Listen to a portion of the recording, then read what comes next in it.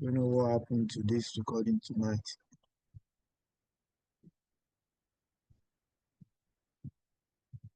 Okay. So today we continue our knowledge building journey with chapter 2 of the public service rule. That is appointment and exit from service, focusing on section 1 to 4. Like we all know, we know that public service rule chapter 2, that's section 1 to 8, but we cannot cover that for 8 session tonight because due to the lengthening of the section. So we are focusing on section 1 to 4, which include rules, recruitment, appointment on probation, and appointment on contract.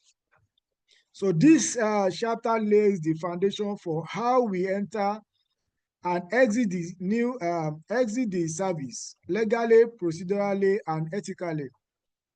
Whether you are new to service or aiming for career advancement, you need to understand this chapter. Understanding this rule is critical for your growth and protection. Now, to help us unpack this principle with clarity and depth, we are deeply honored to welcome a distinguished professional and servant leader, Mr. Jami Awe, MCIPM, HRPL, DA and HR, RP, BSc, MSc, PhD. Mr. Awe is the Assistant Director Admin and HR. Mr. Awe is not only a veteran administrator with over 3 decades of experience in both the private and public sector. He is also a people and culture strategist currently serving at Ibile Oil and Gas Corporation, that is under Lagos State Ministry of Energy and Mineral Resources. So Mr. Awe Jamiu Abiodun is proudly indigenous of Epe, Lagos State, born in the early 70s, bred and had his primary and secondary education at Epe, Lagos State.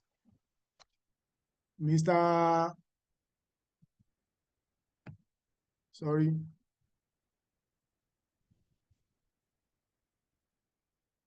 Okay.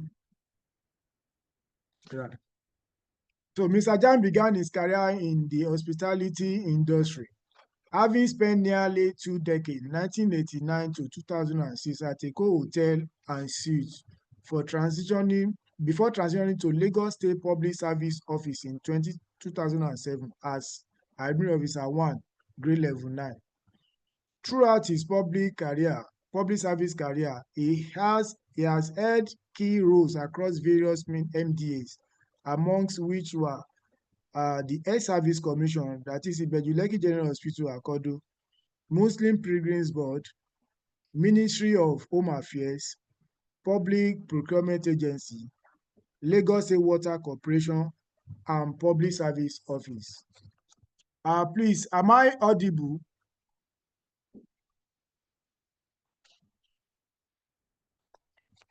Am I audible?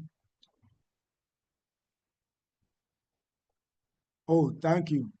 Thank you. Thank you.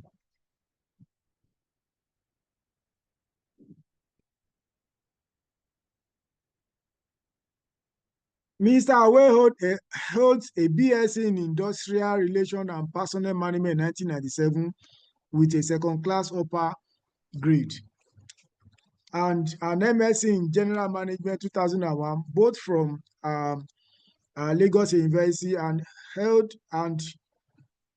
also have a PhD. He has furthered his experience with professional development certificates in conflict management at the University of Rhode Island, United States of America, in March 2006, and human resource management at School of Industrial and Labor Relations, Cornell University, United States of America, in June 2002. He is a dedicated professional leader.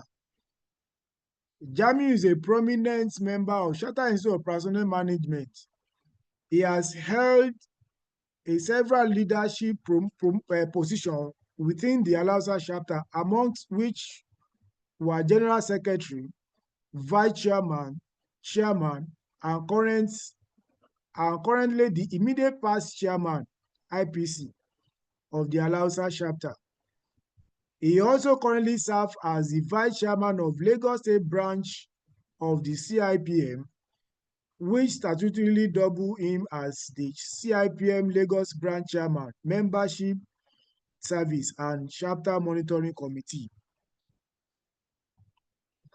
He is also a member of the Nigeria Industrial Relations Association, Director Member Association of HR Resources Practitioners, Member Association of the Elites Human Resources Practitioners. Mr. Jamiawe Abiodun is a farmer but loves reading, research, exploring and play lawn and table tennis, and is married with kids. As a dedicated CIPM leader, and capacity builder, his insights will no doubt equip us with practical knowledge for navigating appointment and service exits in the most professional and policy compliant way. Please join me in welcoming our highly respected facilitator for this evening, Mr. Jamiawe. You are welcome, sir. So let me share your slide.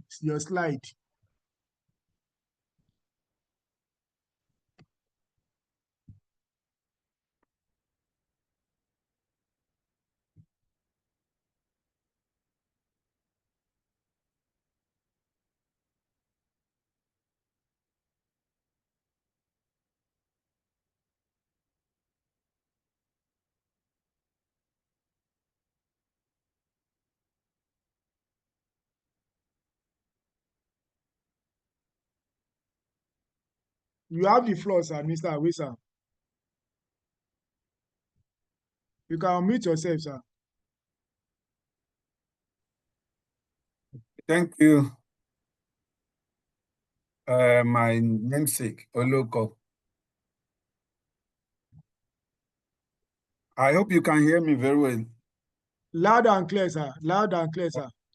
Thank you. I greet everyone in here on this call, from our leadership to the last person who are my colleagues and our co-staff from the service.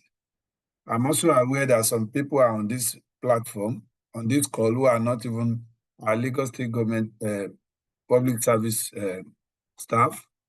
Maybe because of interest and what they have seen outside there, they actually had the interest to join us. We welcome all of you. This is going to be an interactive section. There's nothing I'm going to speak to that is special to all of us as public servants. It's the same thing we have always learned, we have always known. It's only to unlearn and relearn. Public service rule is about our Quran in Islam and is our Bible in the Christendom world. For every papers that is written and is a law promulgated, when you follow it, you get to the right place. When you don't get it done, I wish to say this one from the start, that public service rule is not, when we say rule as it were, it is not a punitive paper or document. It is something to guide us. It's the compass that guides the pilots. It's our Google map that tells us how to move from one point to another point. It's a template for us to spend our working career in public service so that we will have it a seamless one. Most part of the public service rule that we have is like 18 chapters. And I tell you, the most bigger part of these chapters speaks to a seamless transition, seamless service provision. And it is not about something that is going to punish or is a punitive issue around it. No. How are we going to enjoy our service? The welfare, the discipline, the role, the roadmap. That's what public service rule is all about. So I wouldn't want to waste much time on this intro because I know we're still going to get there. But just to let you know that it's going to be an interactive session. We want to learn within ourselves. We want to read what we have in the public service rule. And we will not speak to anything outside public service rule because the public service rule is complete, except that we know in decades, public service rule are always revised. And the one we're speaking to tonight is 2015 edition of the public service rule. And let me also say, public service rule, we have a federal public service rule.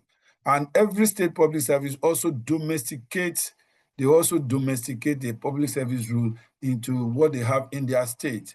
Federal public service rule stands, yet we also in a state public service, we also have our own public service rule, which is actually domesticated to fit the peculiarity of our Lagos State Public Service. So we are going to face the Lagos State Public Service rule, and the edition we're going to be looking at is 2015. While we do know that there's another new soup in the pot, and for all of us as public servants, this is what we have had, this is what we know, and that's what we're hearing, that something cooking, very fresh and good is coming to our domain as a new public service rule revised. But until then, we will still wait, and this is what we will still speak to. So any difference we're going to have, any improvement we're going to have, even if it's a speculation or what we think we know, if we're in the corridor of this revision, we are going to stick to what we have. Slide, sir. My slide, Mr. Jamiu. Mr. Jamiu, can you hear me? Hello? Yeah, go ahead, sir. Go ahead, sir. Mr. Jamiu, I've can you hear changed me, please? yes, sir. I've changed the slide, sir. Can anyone hear me? We can hear you clear, Okay. loud and clear, sir. Okay, thank you. So the table of content, what we're going to look at tonight. All right, good. So the table of content, what we're going to look at tonight is introduction, which practically one of those are spoken to, the rationale behind the public service rule. We'll look at public service rule proper as it is, then why public service rule. Then we're going to look at public service rule, the chapters in public service rule, and the chapter 2, the overview of chapter 2, which is our scope of concentration tonight. Like the moderator has spoken to us at the start of this program, there are 8 sections in chapter 2. But I tell you, just one section alone will take the whole of the day when we get to that session. So it's actually been divided into 2. So we are having section 1, 2, 3, and 4 tonight, and we'll make our conclusion, then have some question and answer within the ambit of time. Next slide, please.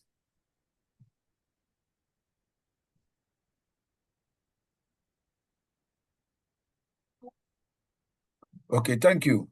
The introduction. Public service rule, as it is the machinery through which government articulates and implements its policies and programs. It therefore needs to be provided with enabling environment to play this pivotal role effectively. What are we speaking to in here? I have said it before. I said public service rule is not about rule that is punitive. No, it is not made to punish anybody. It's not made to witch hunt anybody. It is made so that we can have a seamless service delivery, seamless civil service, public service orientation. That's why it is there. So public service rule is just an articulation to implement the policies and program of the government. That is what it's meant for. It is to provide us with enabling environment to play our pivotal role as public servants, and that will be effectively and efficiently. That is what it's meant for. So the narration we all have, or some people do have, if you hear anything, well, public service will mark code for public service, public service. No. We don't need to have this fear. Public service rule is just an instrument to articulate and implement public policy and programs. It also enables us to have a seamless and enabling environment to play our role as public servants. Next slide, please. So thank you. What is the rationale behind public service rule? What is it? So public service rule ensures that all public servants, especially public servants of Lagos State, because it is a domesticated public service rule for our state and not even a federal. So our public service rule revised on the 1st of January 2015, which is still operational. It is there and for us to be well acquainted in every aspect of public service terrain and our terrain intelligence in line with the rules, the processes, and procedure. I'll pick that place again.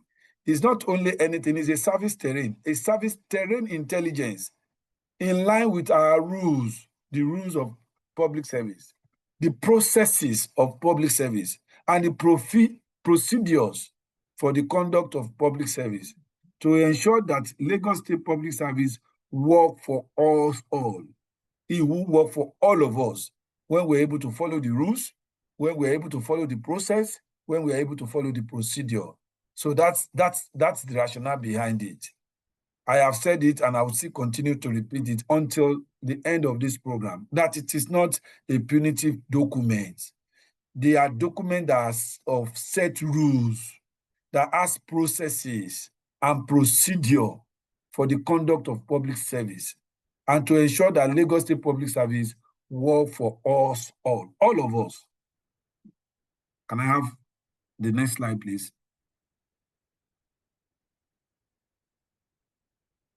Thank you. Public service rules. A large workforce like Lagos State Public Service, inclusive of its local government employees, numerous parastatals, and commissions, comprising over 100,000 people, employed to relate with members of the public, provide services, and solve problems, require rules of engagement. Let me say this. I'm a Yoruba man. Please permit me when I say I will translate. They say ìlú tí ò sí òfin kò sí ẹ̀ṣẹ̀. A place, a country, a state, an environment where there are no rules, there is no crime to it. There is no sin. There is no punishment. There is not even any reward. But when there are rules, there are rewards for rules. Then there are punishment for rules. And rules also make a seamless engagement. So the large workforce we have in Lagos, over 100,000, what do we enjoy from the local government to parastatals to commissions? It is what? It's a public service rule that will solve our problem and give us required rule of engagement. Without clear processes, rules and procedures, our conduct within and with members of the public will be simply chaotic. And that is to say, the public servants are not guided by any rules. Then what does it mean? We are not only going to be inefficient, we are going to be ineffective. And we're not going to be ineffective or inefficient, we are going to become public nuisance to those who are supposed to give the best of service. Public service is about giving service to our people, to our indigent, to our numerous statelites in Lagos, our residents, our guests. So if there's no rule that cautions us on what we need to do, to know our boundary, to know our own stand, to even know our own rights, then we wouldn't be able to give a simple and seamless service to people. So the rules, as it were, processes and procedure for the conduct of public service rule are therefore contained in the public service rule. Next slide, sir.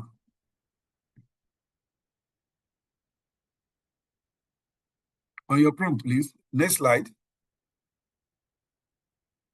So, why public service rule? I think more of these I've explained within it, but I'll still go through the slide. The objective is to effectively reposition the service for higher level of efficiency, effectiveness, and enhanced service delivery. I think I mentioned this. Now, to ensure that the fundamental ethical issues in the public service are strictly adhered to. Yes, when you have a template, When you have a compass, you can fly. When you have a Google map, it's easier for you to move. When you have your Quran, it guides you about your religion. When you follow your Bible, you follow the tenets and ethics of the Christendom world. But if you don't have any of this one, then it's easier for you to miss the road and find yourself in a shamble. Now, to ensure that the ethical issues in public service are adhered to, that's why we have public service route. It allows us to stay within our band. It allows us to know our rights. It allows us to stay beyond and perform beyond what is expected of us in the positive way.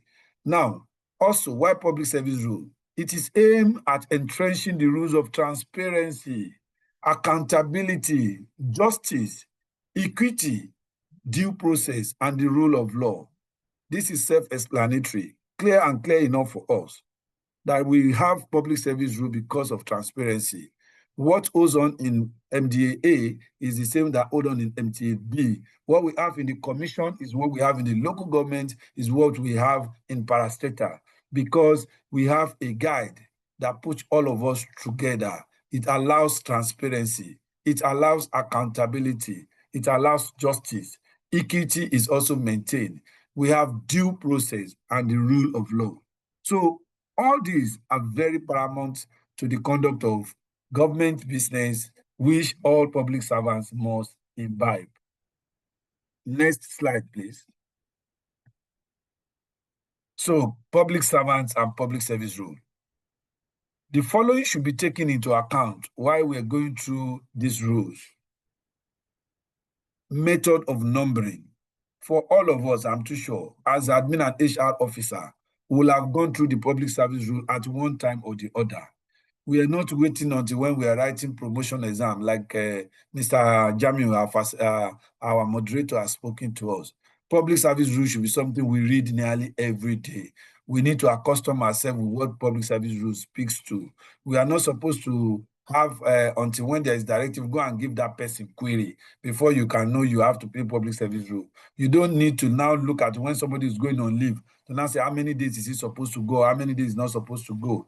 This person is a contract staff, what do you do about this person? No, it should be handy and it should be something we can speak to on our memory, except we just need to be sure we want to reconfirm.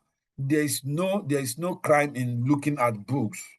We are not writing exam. If there's something you are not clear of, you are not sure of, go back to your books.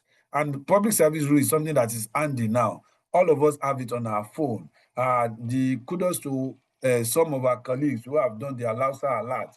You can always tap on it and press at one button. The public service rule will come to you. There are soft copy of it. You can always look PDF and you can always read too. It's quick and good enough. You don't need to carry your laptop. You don't need to carry your documents before you have the public service rule. These are something that are handy. You can always look at. So let us look at the method of the numbering. For each of the public service rules that we have, each rule has 6 digits number, 6-digit number. The first two indicate the chapter of the public service rule. There are 18 chapters on the 2015 revised edition. But the first 2-digit number that we have indicate the chapter. The next 2 indicate the section of that chapter. And the last 2 is the rule number. Now, there's an example I cited here. 02 02 0401. 020401 means the first rule of 4th section of the 2nd chapter. In another simpler way, you can say rule 1, section 4 of chapter 2. Rule 1, section 4 of chapter 2. Or you say it's the first rule of the 4th section of the 2nd chapter. I think that is clear enough. Now, the arrangement of chapters, sections, and rules. The rules has 18 chapters, which are arranged accordingly. Then the third part of it. This public service rule is made available to all categories of public servants in Lagos State, as they are required to familiarize themselves with the content. I've spoken to that now. We are all supposed to familiarize ourselves with the content of the public service rule. It is not until when there are issues around it that we'll be running after it to find it. And all of us should have a copy of this to us. Next slide, please.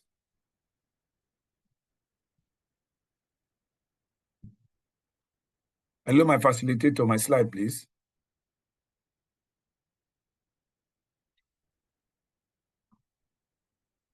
I hope you can hear me clear and fine. Hello, facilitator. I hope you can hear me. Yes, sir. Okay. Loud and clear, sir. Sorry, sir. Thank you. Loud and clear. Now, we are looking at the scope of our concentration tonight. All those we are spoken to is to put us within the limelight of what we want to speak to. Because all of those things I will speak to now are things that are clear in our books that we can always fall back to and look and read. But those things that we need to know before that, and also those who are even young colleagues like myself in the service, and all of these are the prologues to issues around our discussion. Now we have section 1. I told you we are going to look at just 4 sessions tonight. We are going to look at the general principles. We are going to look at issues around recruitment. We are going to look around issues on rules of appointment on probation. And the last one is rules on appointment on contract. Next slide, please.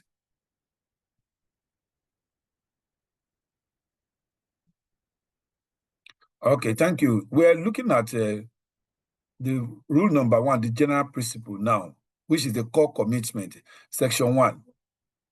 That is rule 020101. I'm sure when we say 020101 now, it is clear to us the way the rules are made and what it means. Now, this one speaks to inclusion and fair treatment. Inclusion and fair treatment. State government is committed to promoting inclusion and fair treatment for all who share the civil or public service value, aspirations, works, and ethics. It also speaks to merit-based recruitment. All recruitment activities must follow prescribed guidelines. Then we have target recruitment. This is aimed at attracting the right people. And the last one is principle guiding recruitment. This is based on merit, gender equality, and social inclusion. Now, speaking to these 4 aspects, 1, the rule is telling us that for every recruitment that is coming on, for every part of recruitment in public service, fairness is also always promoted, inclusion is always seen, and fair treatment are also meted out to those who aspire to work with the state government. Their aspiration and work ethics is also guaranteed and also must be adhered to. Now, when you look at the second part of it, it spoke to issue of merit-based recruitment. All recruitment activities must be followed with prescribed guidelines. We know for recruitment issue to come in public service, aside from the commissions, parastatals, and some other corporation, parastatals and corporations, as it were, that have the legal backing to have their recruitment. They'll be supervised sometimes with the Civil Service Commission or even Ministry of Establishment and Training, depending on the grade level of which recruitment is done. It is always a merit-based one. And I know from time immemorial when recruitment were done, for now, most of them are IT recruitment. Most of our recruitment these days, in this past year now, have been something that is being driven by ICT, where you need to do an online applications and online, the sorting will be done. You'll be invited when you merit the requirements that are supposed to be done and all of that. So then we have targeted recruitment. These are recruitment that is aimed on attracting the right people or the right person. And most often these ones are when you are looking for some targeted professionals and targeted person to a targeted job, and especially those who are coming on a managerial level or directorate level. Anybody above level 12, 13 upward, I think most of recruitment that is done is actually a targeted one that is most done externally. And that one is not where you are coming in on a general platform on a level 8 or level what. Is it targeted? Because we will have seen there's a kind of vacancy for that position, and maybe those within the service are not actually having that ability to fit into that post. So there's always a targeted recruitment. Then those people who we actually have in service that we want to expand or want to create some other cadre, and that some professionals are actually needed in that area. So it's always a targeted recruitment that is done for that process. Then principle of guiding recruitment. These are based on merit, gender equality, and social inclusion. Social inclusion, as it were, we have people with impaired hearing, impaired sight, and all of those issues. I know the state government also had a kind of attraction for all of these people. It's most often that Lagos state government allow people with hearing impairment and sight impairment to also be brought into service, and they are always assisted in every aspect of it. So they are not secluded when recruitments are done. Next slide, please. So the second rule is the key requirement. Key requirement for recruitment. We have security clearance. This is mandatory for all new entrants. And when we say new entrant, when an appointment is either advertised, it is done either online or differently, it is mandatory that we will do a security check. It might not even be an overt one. It might be a covert one. And aside from the covert part of it, there's always also a guarantor bond, medical issues that we need to look at. And we look at that person not having any crime or issues around crime before that person is allowed into service. Then the issue of pension form reform or law that came up in 2027. All appointments are subject to this provision unless explicitly stated otherwise. Within the time frame of those we have in service today, I think all of us, nearly all of us, except from few persons who are transiting out of service in the next few years now, everyone is now on pension reform, have been transited into pension reform. And this law actually, subject all of us into that, which makes it seamless for people who are retiring on pension form laws. That is maybe in 2007. And I think I was lucky. I came into service in 2007. That is the first core area that I got myself into when I got into service to manage this schedule of pension. I think it's that one actually clicks into my head about a pension reform law of 2007. Next slide, sir. Okay, so before next slide, quick one. I noticed that some people are, writing on the screen, and I've put like 2 people on the waiting list. So please, I want you to please desist from this art so that we can enjoy our slide. Please don't write anything on the screen again. Like Taiwo Taye, Omotayo Idris Sobowale, please stop writing on the screen. Leave your computer or your gadget alone and listen to what the facilitator is saying, and benefit for what we are doing today. Thank you for that information.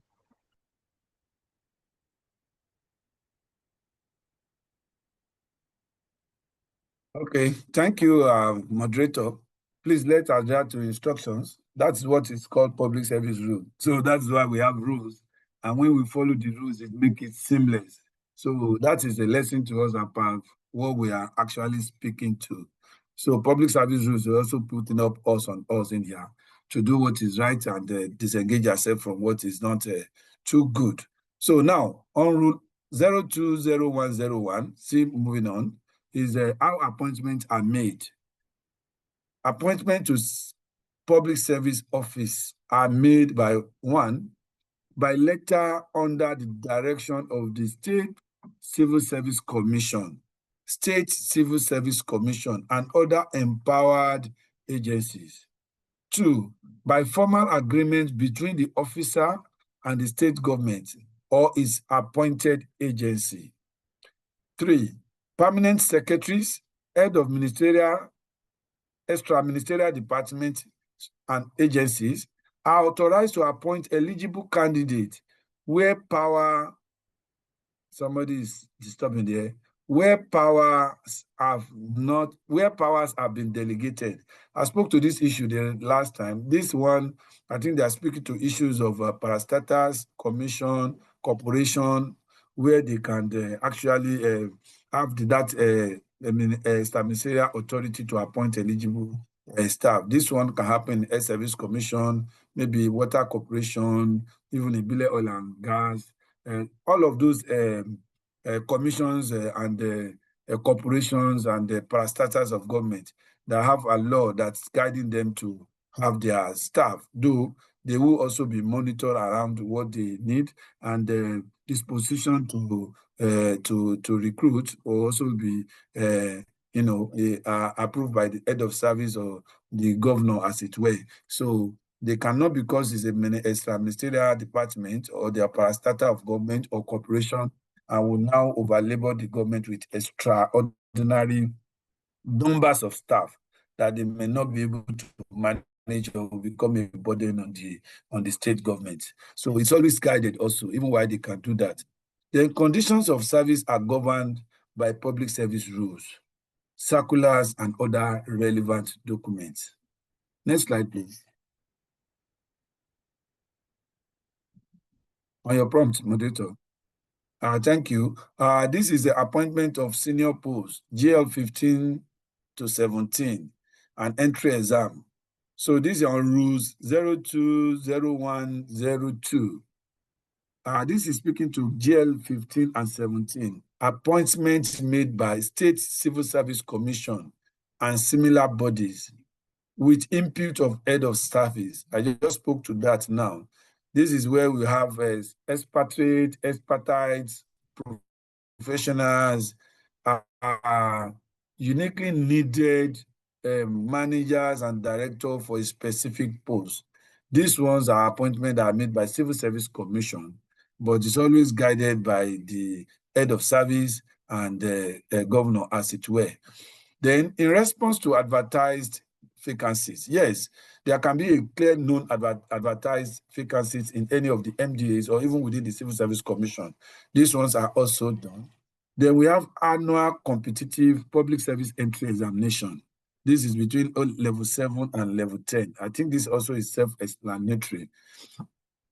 For new entrants and serving officers wishing to transfer, yes, most often there are examinations or there are interviews that's run around for new entrants or serving officers who wish to transfer their services to different places.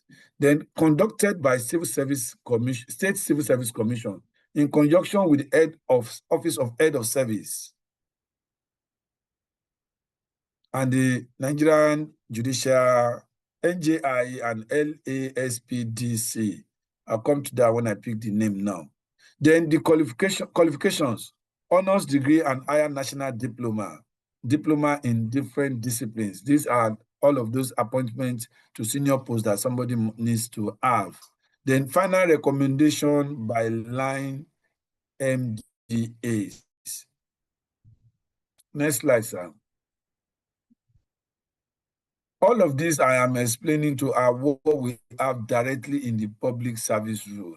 So there are things that we can always look at and read through ourselves, and they are very, very, we have more than enough of our directors, our line managers, who can always push us through on all of this. We don't need to be quiet about what we don't understand. There's no crime about asking questions. So now, when we're looking at appointments into junior posts, the senior posts, we have seen it, that's from Civil Service Commission. We have also seen it that it can always come from the office of the MP, from Office of Head of Service, or even from the governor. But all over the State Public Service Commission, handles anything around level 15 to level 17. Then when it now look at the junior post, which is level 01 to 01 and 06, the rules 02, 01, 03 speaks to the fact that recruitment by MDAs, each ministry, extraministerial department, agency recruits junior staff on merit. I think I've spoken to this, and this one is really, really clear to us. When we have commissions, we have parastatals that by call and their rules and the law establishing them, they can recruit from level 1 to 6. Even at that, they still needed to be guided by the rules of the state and how many numbers of staff they can actually take or pay for, or even when they are getting subventions, it will be something within their financial capability. And so that stands on even 01 to 06, indiscriminate appointment to the numbers that they will not be able to manage will actually not be allowed, because the dispensation to recruit approval will have been sought from the necessary body or person handling that. Then subject to workforce plan, that's another thing, an approved dispensation to recruit. I think all of these things, while I was speaking to it, I was envisaging I'm going to get here. So I have actually speaking to around this one. So we look at our workforce plan. We know how many number of person we need, how many number of staff we need, how many number of the GL that we need. And we look at the approval, dispensation to recruit that we have. It is only at that level we'll be able to know that, okay, if our plan, workforce plan that we have, actually speaks to issue of staff that we need. Let's say we needed somebody who are cleaners, or drivers in service. Drivers are not supposed to be maybe more than 50. Our cleaner is not supposed to be more than 30. We work within the approved dispensation and the work plan that we have. We can't say, no, okay, because there are many other persons outside there that need job. We now just go and bring everybody. Instead of the 50 cleaner we needed, we now go and bring like 120. The drivers, we need only 50. We bring 117. What and which vehicle are they going to drive? Are they going to be sitting just like that in the office, or we're sending them to Ochigba to go and buy something, or to go to a computer village to go and change a battery of a laptop or phone or whatever? So we take the normal number of person we have. That's why we do a very kind of good corporate planning before we know the number of people we are supposed to put at a particular post at a particular time. And we'll be sure our finance is enough to carry them. Then looking at the qualifications, vacancies filled with applicant possession qualification prescribed in approved scheme of service. The scheme of service, as it were, is a document that guides us on every requirement that is needed for every cadre and position of public service. As an admin officer, we know the prescribed requirement for somebody coming into level 8, and we know the requirement of somebody coming in on level 9. We know the requirement of somebody coming on level 10. And we know that for every requirement of somebody coming on level 12 and above, maybe this is a kind of open advertisement that is made. People coming on level 12 directly from the public into public service. I think this one, it will have been a kind of unique advertisement or something that's a vacancy that's actually propelled by the Civil Service Commission. Most often, people coming on level 12, 13, 14 and above are not just a new entrant, as it were, except for any reason, of any obvious reason for that conduct. So junior staff committee, yes, these are committees that conduct interviews and appoint officers within all the MDAs, parastatals of government, or even the public service office, where the admin officer, where the officers on level 1 to 6 are actually also done. While the Civil Service Commission handle level 7 to 17, most parastatal or public service office handle even junior staff recruitment, and this one also are guided by junior staff committee while they are doing the interviews and appointment of officers. Then we look at geographical spread. Recruitment shall reflect geographical spread within the state. This one is obvious. We have people all around the 5 divisions of Lagos State that are actually in public service. Today, you can't say, this public service, as far as it is even in our main campus, let me use that language, or even our first secretariat. People as far as Badagry, Epe, Agbowa, Imota, even up to Mowe that is far in Ogun State there. There is no aspect, there is no area of Lagos you don't have any of our staff. Even far deep inside there, you say, wow. So people are coming from this extreme. We even call some people, we say these are traveling staff. We travel to the office because we're either turning from one boundary of the state to the other boundary of the state. So this one, the Lagos State government, and that's why in the Civil Service Commission, you have commission members from different divisions representing their division to allow equitable numbers of people, recruited, and there are people within their constituents are not actually jeopardized of not being there. So what are the procedures? Same as appointment to senior posts. I think this is self-explanatory. Next slide, please. Now, this is the general principle. That's authority and incremental date. So section 2 now, we actually done with section 1. Before I go on section 2, I want to ask, are we moving right? Are we getting it? Are we okay? The moderator can speak if every other person cannot speak. Are we getting it right? Are we okay? Okay, If I'm getting... do we have a clarity on that on the chapter 1? Oh, okay. Thank you, Mrs. Okadire. Okay, just I want to note be your sure question and answer down. I want to be sure I'm not going too fast. I want to be sure we are getting it right within the time frame we still have. Okay, go ahead, sir. So I can see yes, yes, yes. Oh, beautiful. Thank you. All So we right, can, thank you. okay, go ahead, sir. All right. Now, the general principle, we're speaking to section 2 now. That's authority and incremental dates. Now, authority for appointment. The authority for appointment is vested in the State Civil Service Commission and similar bodies. Those similar bodies I have explained for all posts except permanent secretaries. Every post between level 01 to 17 are with vested authority on the Civil Service Commission, the commissions, as it were, Service Commission, Judicial Service Commission, Corporation, Parastatals, all of these, and every other similar bodies, the Local Government Service Commission, all of those ones, except for issues around permanent secretaries. And this one are just solely the area around the head of service to the governor. The head of service also has the right to, if I don't get it too wrong, to nominate. And what we do, like those days when we go to service, one of those things we know is the permanent secretaries are more or less the type of people who have gotten to the best of the echelon in service and can actually be nominated by the head of service because of the guidance, the monitoring, and the service delivery that those set of people has actually exhibited.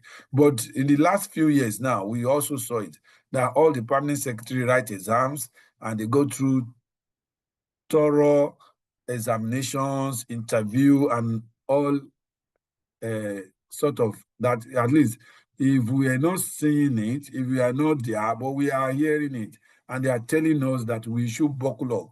The permanent secretary is not just a rice and beans thing. You need to walk around it. You need to be up there in service. You need to upskill yourself. You need to be seen. You need to be heard. And, with God, you can always be there. It is not meant for everybody, and all of us will not get it. That one is not in prayer. For every person who gets to level 17, the post and the number of people that will be a permanent secretary for every MDs is very, very clear. But some of us will be extremely good, some of us will be fair, but it is not meant for everybody. Just like the post of the head of service or governor of the state. Everybody will always merit it by their own thinking, but not everybody will get there because the number that can hold that post is actually limited.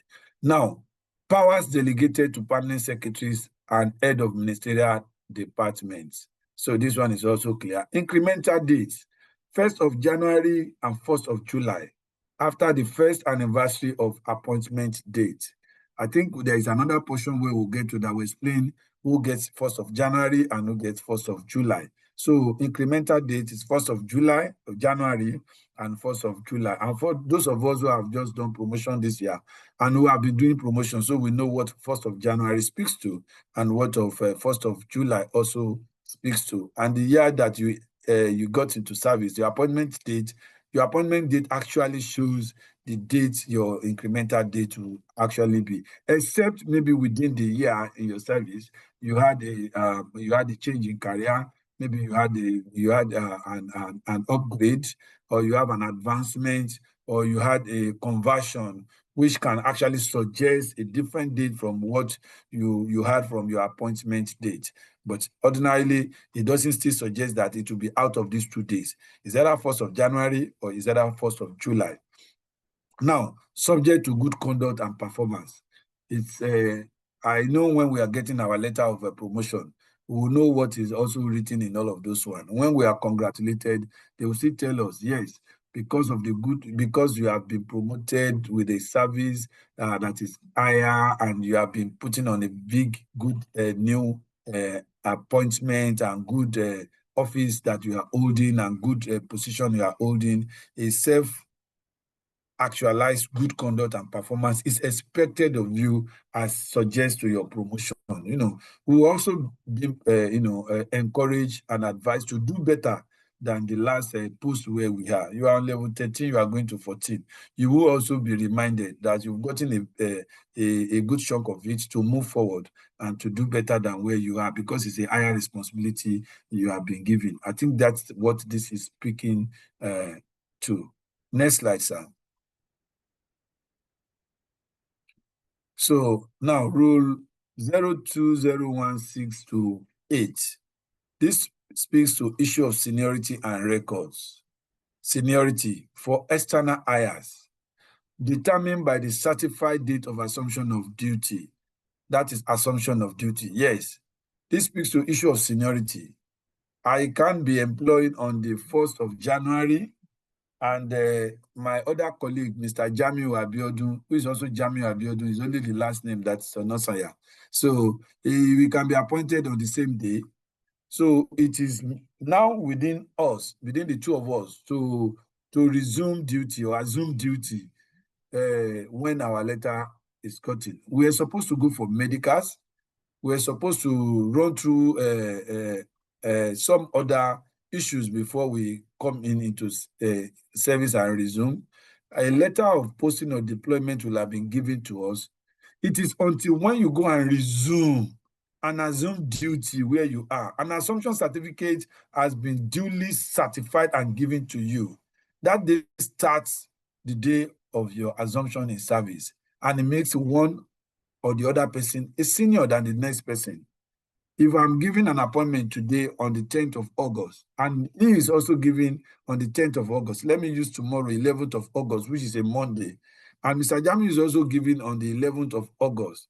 But I felt that, my medical, I need to run it. And I go run my medical examination, and I don't finish it until the next 1 week. And I felt that, I will resume next week. I want to go and buy some clothes I will wear. I need to change my sandal. I need to do this one. I want to go and tell Big Daddy in the village that I've gotten an appointment. If I resume the second day and I have all my things done, and I resume before the 15th, which is a Friday, or I resume on the 18th, which is a Monday, and Mr. Jamiu don't resume until 30th or 28th, even when we have the same appointment letter of the same day, I'll senior him in service because I have my assumption before his own. So that's what this rule is speaking to. Unpaid staff. Employment of unpaid staff is prohibited. This is more of what actually don't happen in Lagos State Public Service. I can say that for free. and I can stand my head on it. There is no public servant in Lagos State that are always unpaid, except somebody who peradventure we know is not really coming to work, or is a good staff that we don't see, or something goes wrong, or they ask you to come for site auditing or appearance, and you are not there, and your salary will always be put on hold. It's not as if you will not be paid, or except those who go on strike and go like that on strike, that is even a prohibited strike like that. Maybe the doctors, maybe any other person that go on strike, the ASU and all of that, and their salary were kept on hold. It will always be on hold, but it will not be an unpaid staff. The state government do not, and I say this, do not do salary that is unpaid. And one of those things that is in international labor law by ILO, International Labour Organization, even Nigerian labor law, one of those responsibility of employers to employee is to actually pay the salary or wages of employee, which is number one. Number two is also to give the employee a better and good competent person to work with him.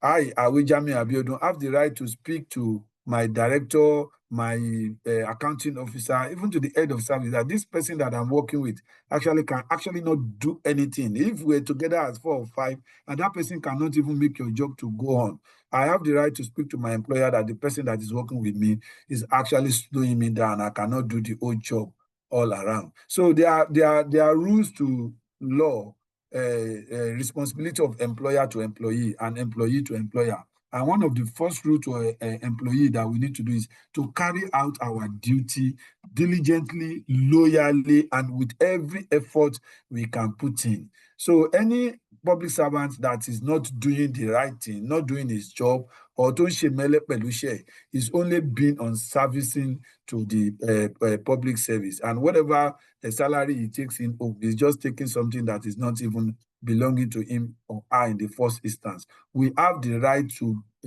make sure we do our own job the way it should be done. And our employer also has the right to pay us at the right time.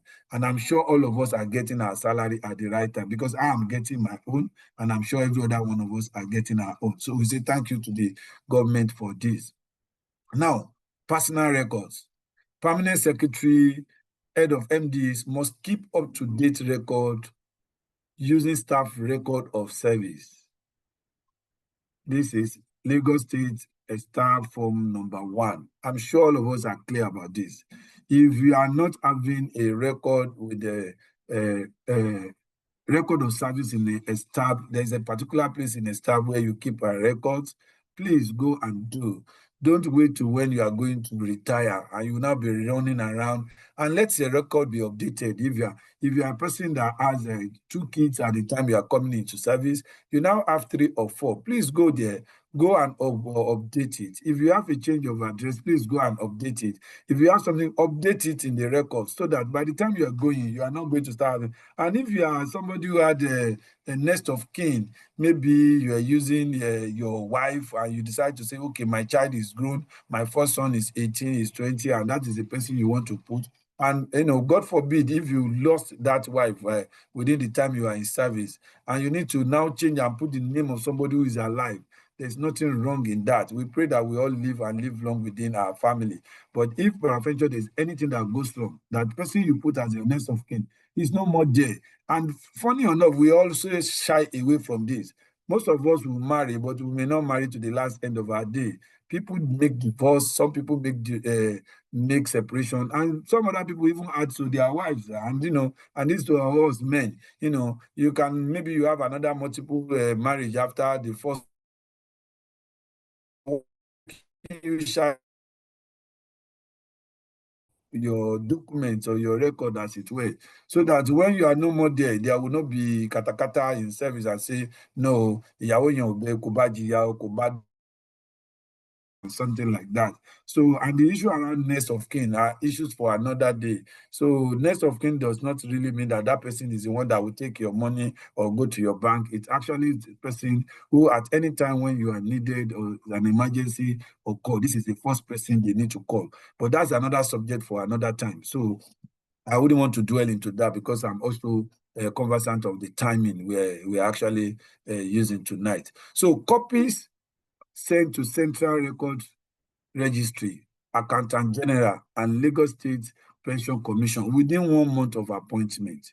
And you want to believe there is none of us on this call who doesn't have his own records at the Central Staff Record Registry and Pen Accountant General. If you don't have this, please go and do. And if you have it, is not updated, please go and do the same. And those who are new entrants, maybe they don't know about this, they should do. Or those who are even old staff, they spend decades, but these ones are not actually perfected. I want you to section 1, 2, 3, and 4. We have not seen anything punitive about what we're saying here. It's something that will make life simpler, seamless for us and make our service more enjoyable. That is what the public service rule is speaking about. And, we need to adhere to it so that we can have a seamless transition in our public service engagement and life, and even after public service engagement. Next slide, please. So, now, within the general rules again on section 2, date of birth and secrecy. So we have this on rule 02, 01, and 8. That's we have on paragraph 2. And we have 02, 01, and 9. And what is this speaking to? Date of birth recorded on appointment shall not be changed throughout the career. Throughout our career, if your date of birth that you have on the day of your appointment and all the records you submitted and your issue remain the same. There are issues, there are rumors, there are news, and there are those we know that's not for public consumption here now. That you have some people that are only but you can change the date and change. Some people you ask them their date of birth or age, they will say one is a normal date of birth, the other one is official age, official date. What is official about your age and official about your date? And now that we are having NIN, we are having a kind of issues around ID card. We are having a national ID card. We are having driver's license and all sort of issues around documentation within the state and even on the national hub. If we don't have one compromised date of birth, it's not even good for us. You are having some people with issues around their banking system now, because what you have on your BVN is different from what you have on your NIN. Another one is different from what you have on your driver's license. Another one is even different from what you have on your voter's card. We should try and, as much as possible, have one record, whatever it is. If you to buy Jumilo, that is just a number. When you have somebody who is just 22 and is doing fine and is writing exams, is speaking to issues, and is a professional, fine. So even if that person is more energized than you and you are a bit older than that person, for goodness sake, who tells you I cannot learn from you? I have always said this everywhere I go. If you give me money, you can collect back from me. If you give me clothes, you can collect back.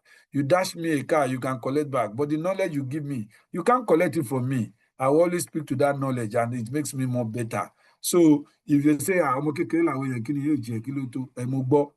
but when it is time for us to stand within the provisions of knowledge, attitude, societal rating, then you say, wow, they will just tell you, okay, our guy managed to do the then you know that there is a difference in that. So date of birth, please, let's keep it straight. Some of us don't have our birth certificate again. We use affidavit. And some even have about 3 different affidavits. Please, let us go and harmonize it and make one that we want to use. So that's one. Contravention is a serious misconduct. Well, you hear this one. I'm not the one that write it to.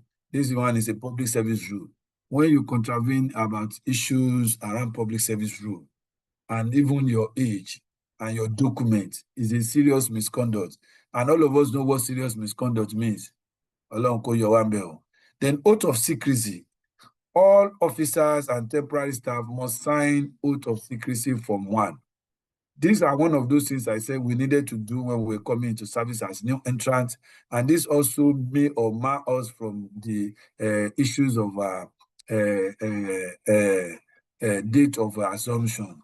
Some people don't get this done, and some will say, oh, you go and bring them.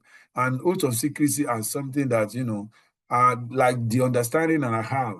Whatever that is government issues around your job stays with you. You don't use basket mouth, you just talk and talk anyhow. Some people talk. Your mouth can help you up and your mouth can bring you down.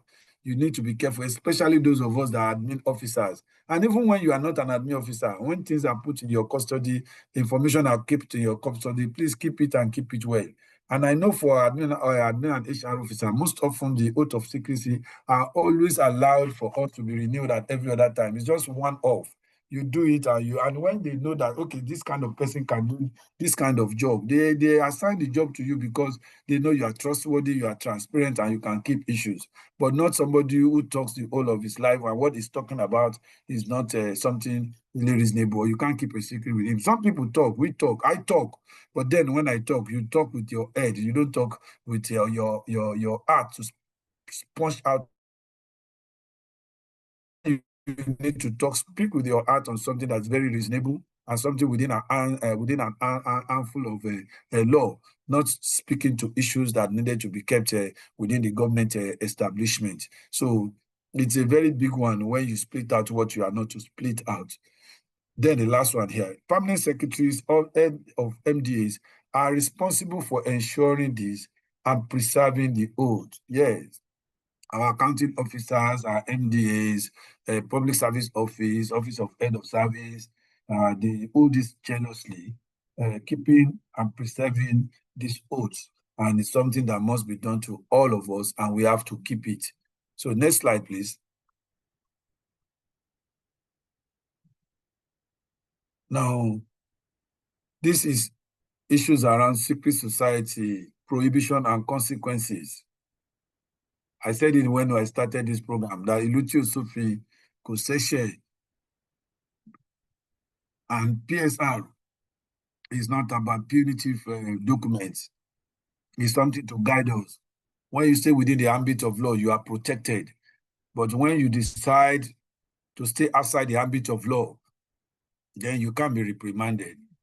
And the good part of it is it's not just one bit of a punishment at a time. You are warned, you are advised, and you are curtailed. And, you have different type of warnings that come to you before the big rod of law comes to you.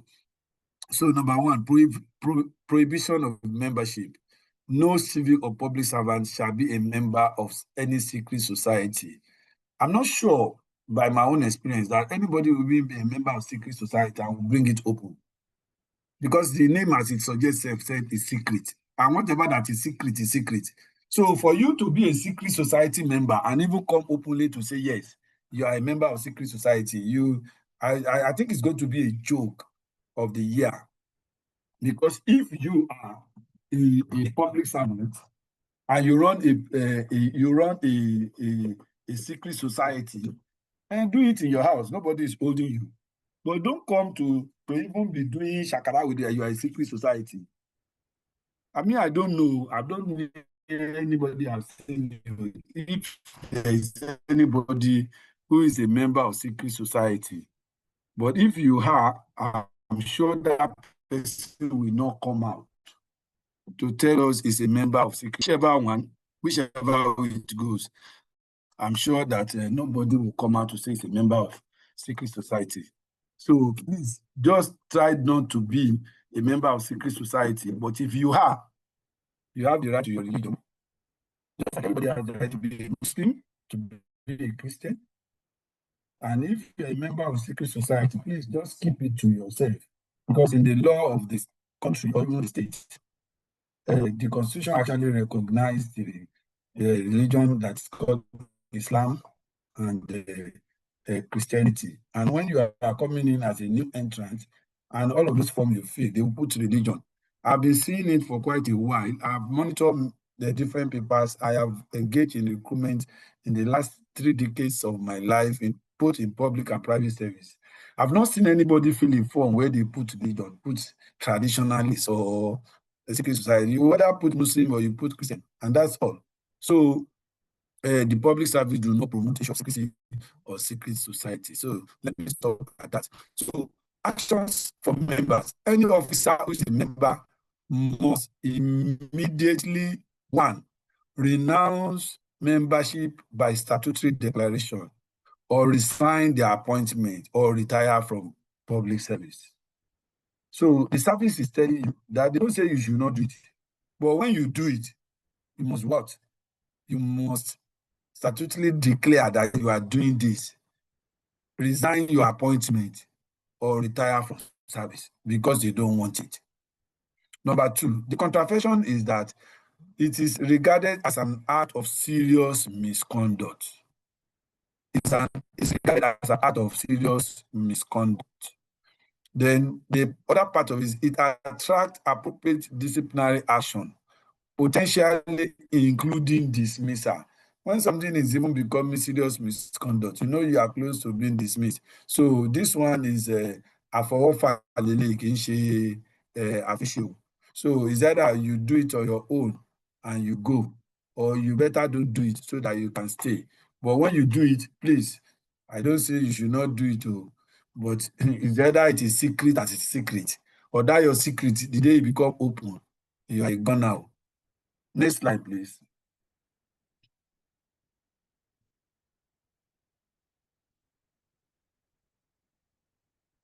So, definitions and types of appointment.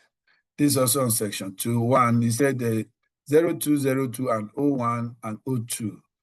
Definition: filling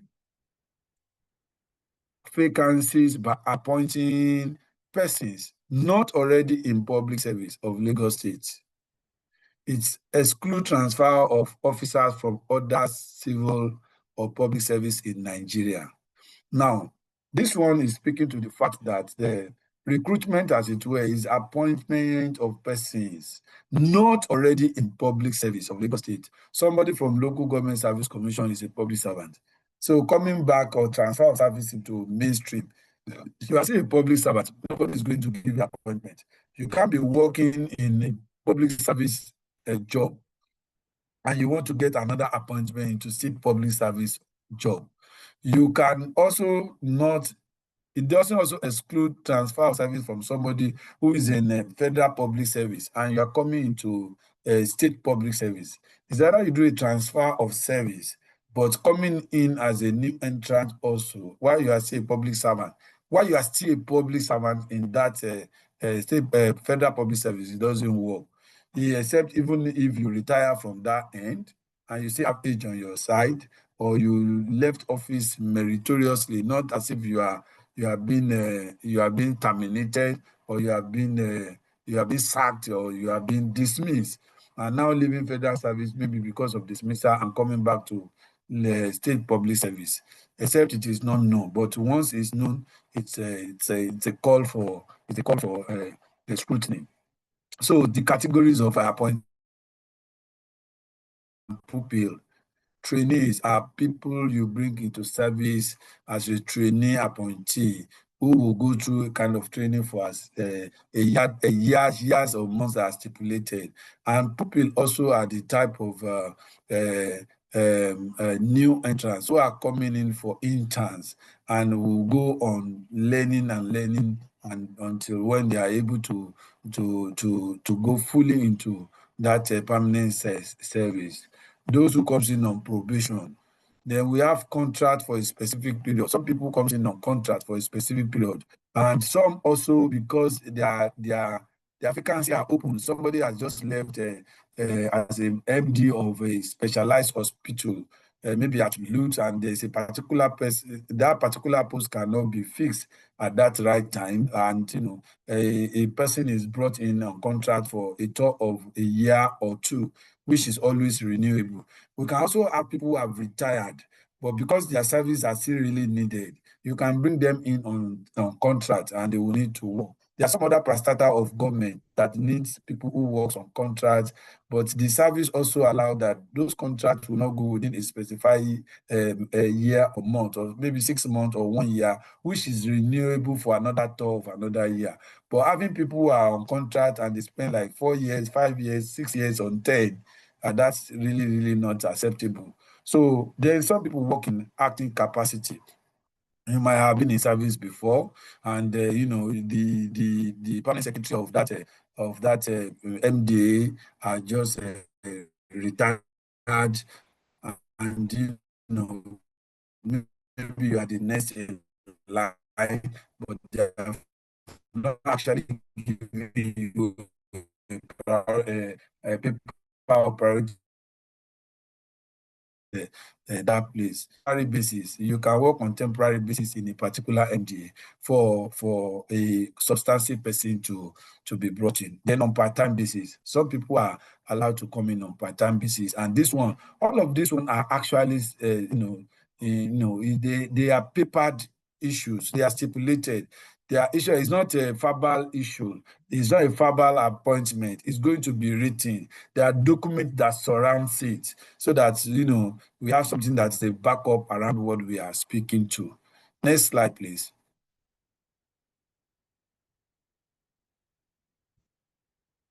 Moderator, on your prompt, please. So now, training and pupils appointment. I think I've spoken to this, but I'll just run it through. Rule 0202 and 03. This one is saying purpose.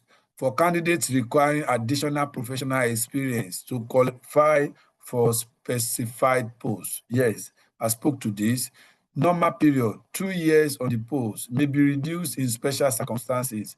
Yes, when people are coming in as trainee or pupils, the appointment is based because they are trainee on all of those jobs. They have numbers of years they can stand in for that. So sometimes, no, push me back. No, push me back. You've gone ahead. Yes, thank you. So you need to do that. Except you want me to run fast to it, let me know. So that one, the pupils may be appointed for full grade on probation. Yes. Confirmation eligibility. Not eligible for confirmation until conditions in Rule 0203 and 02 are fulfilled. Yes, you look at that one, it's stipulated that when you have done a 1 year service, your confirmation of service is done going through a normal confirmation of service process. So that is when that person can have that. So issues around confirmation of service, I think it's clear to all of us. Then confirmed officers advancement. A confirmed officer's advance to training grade for promotion is treated as seconded. Period not normally exceeding the training period. Can you move on, sir? Oloko.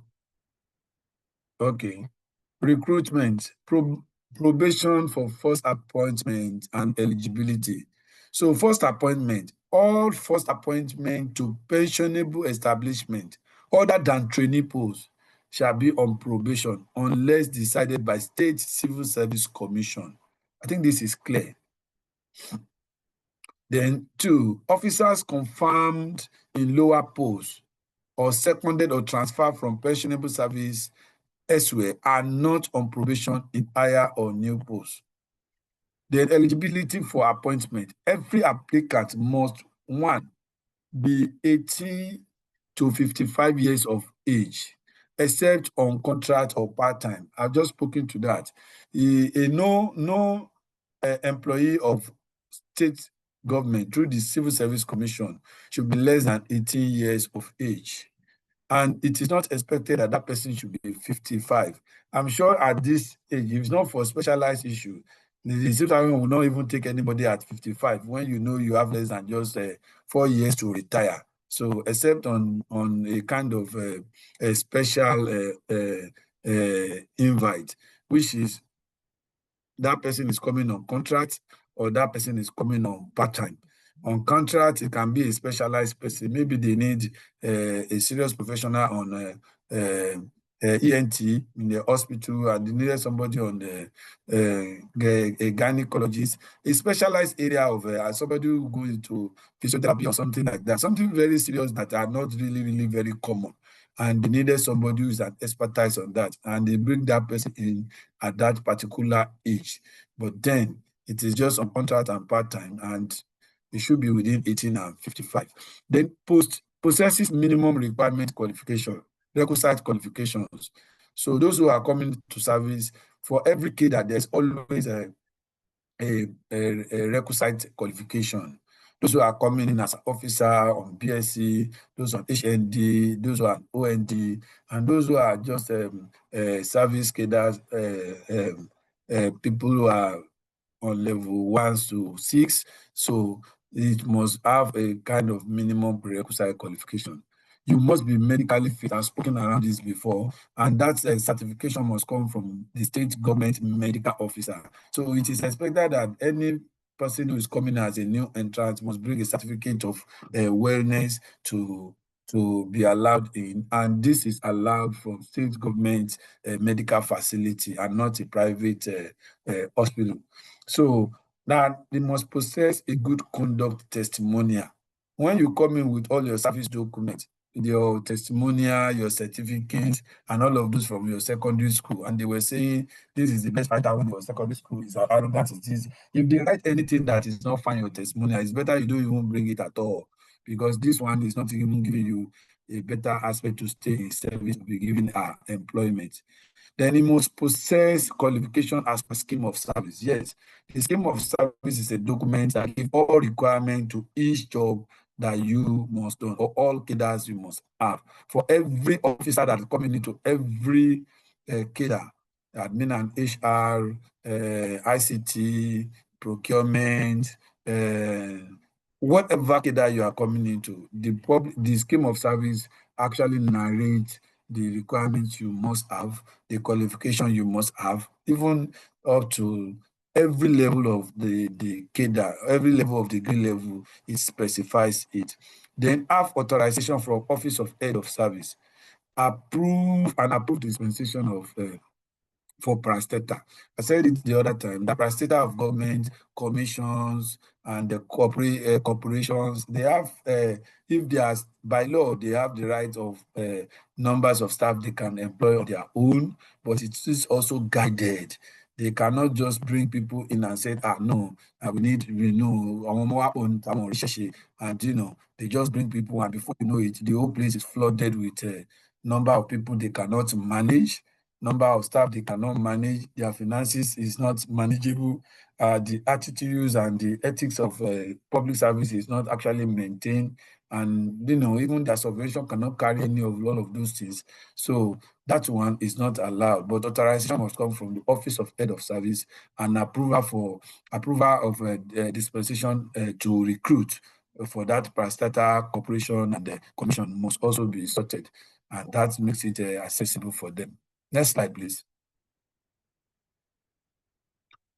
So now, prior approval from the State Civil Service Commission or relevant body require, if candidate one has been convicted of criminal offense. I think I've spoken to this, it's clear.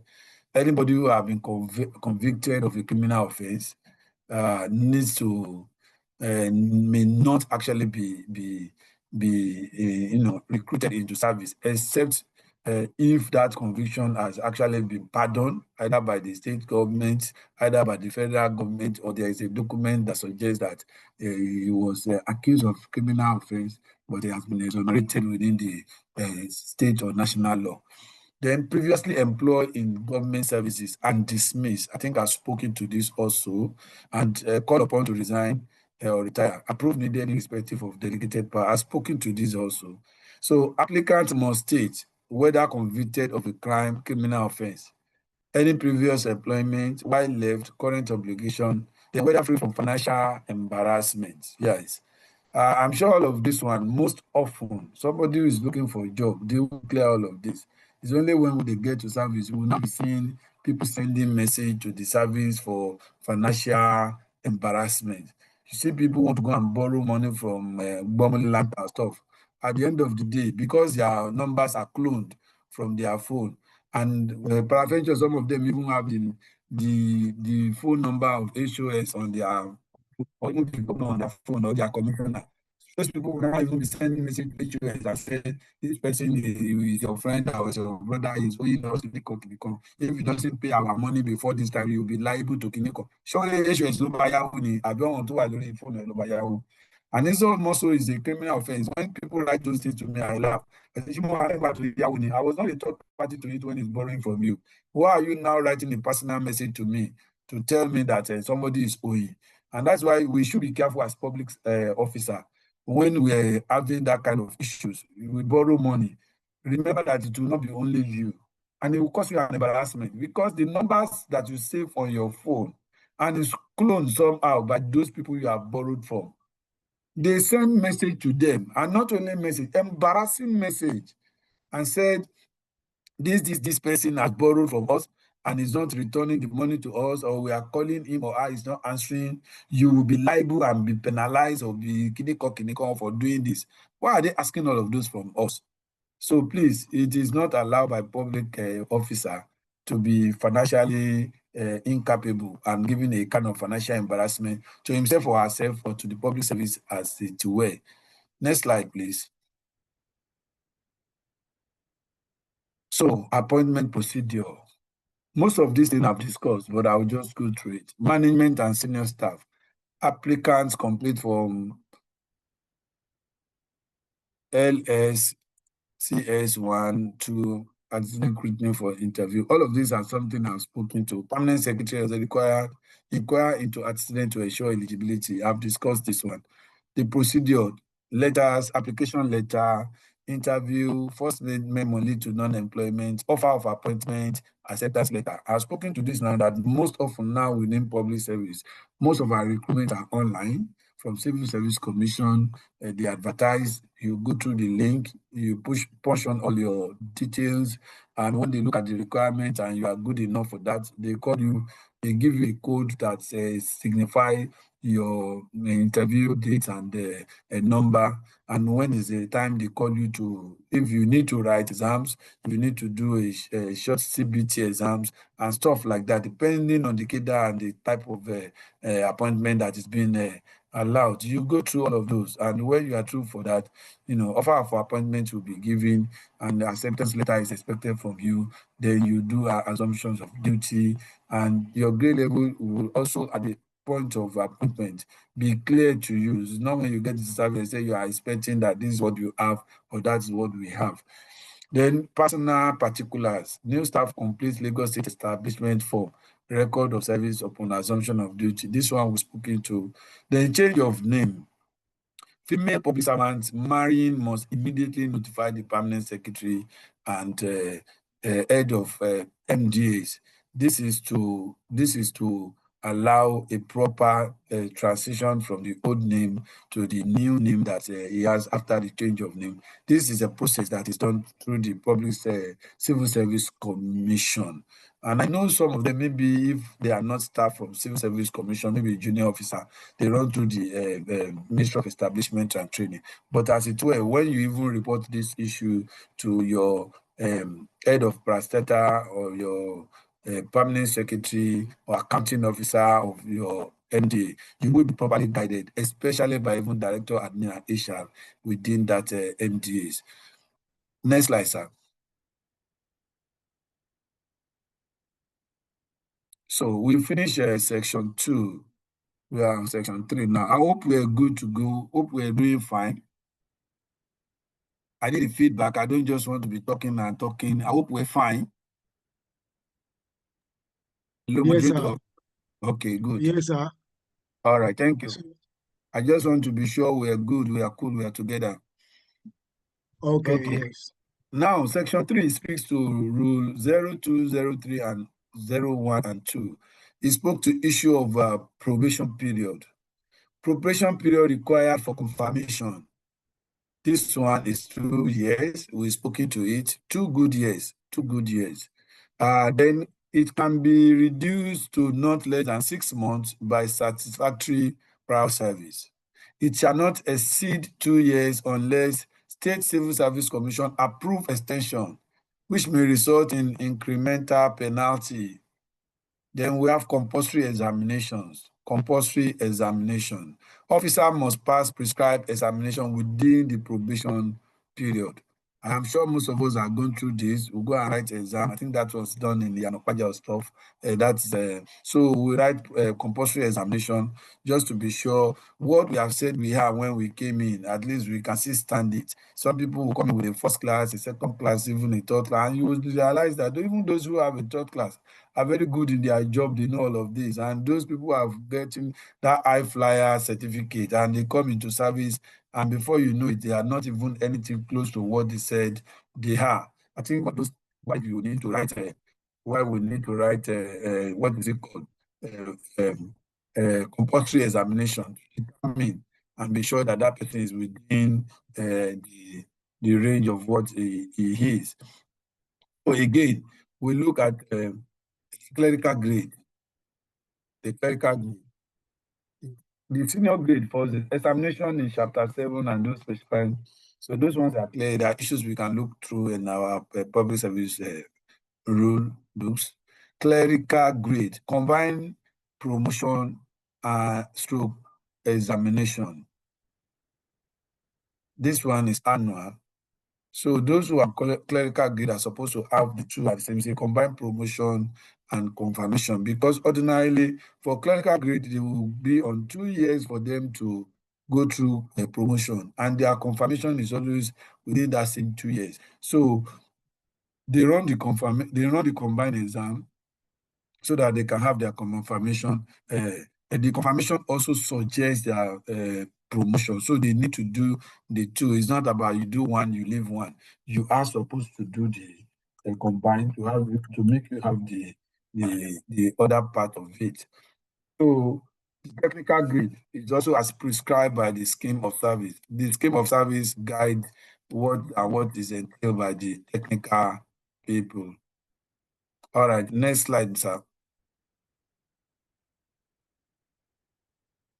Eligibility for confirmation. Favorable security clearance. We spoke to this from the start ab initio that security clearance will be sorted by the employer. Then passing of prescribed exams. We've spoken to confirmation exam.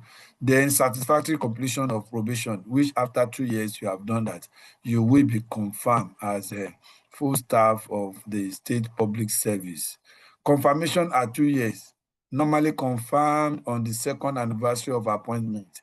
If exam is passed though, if you don't pass the exam, the confirmation is going to be delayed until when the confirmation, the combined exam is actually done.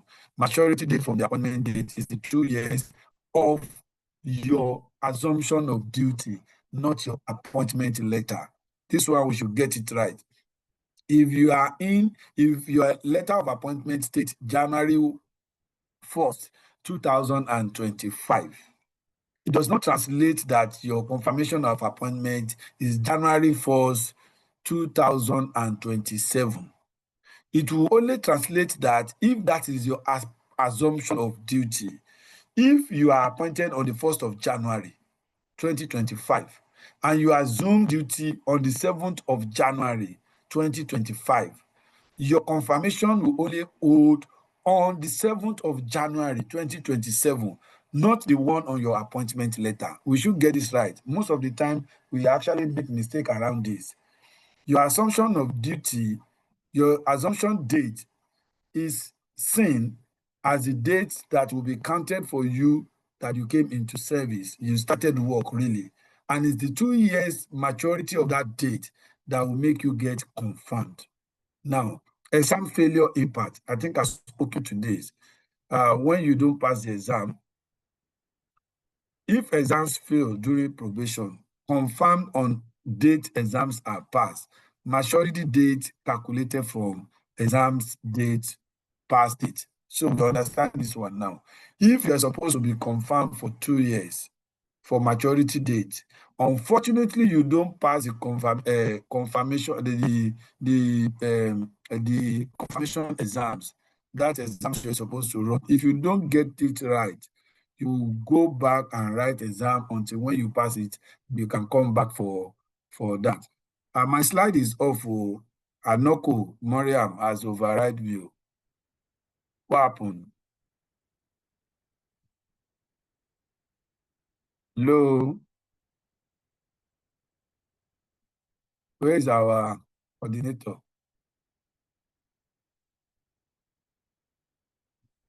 Moderator, what happened?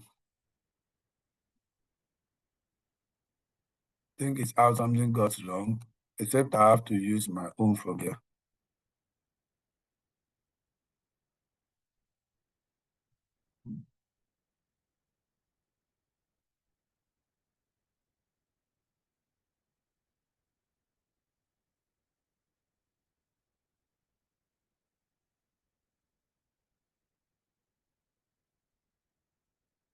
Hello?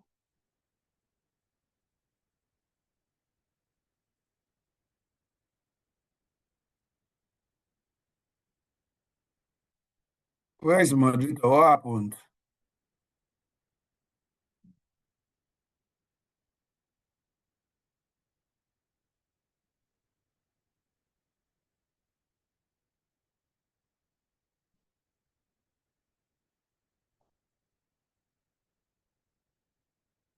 Okay.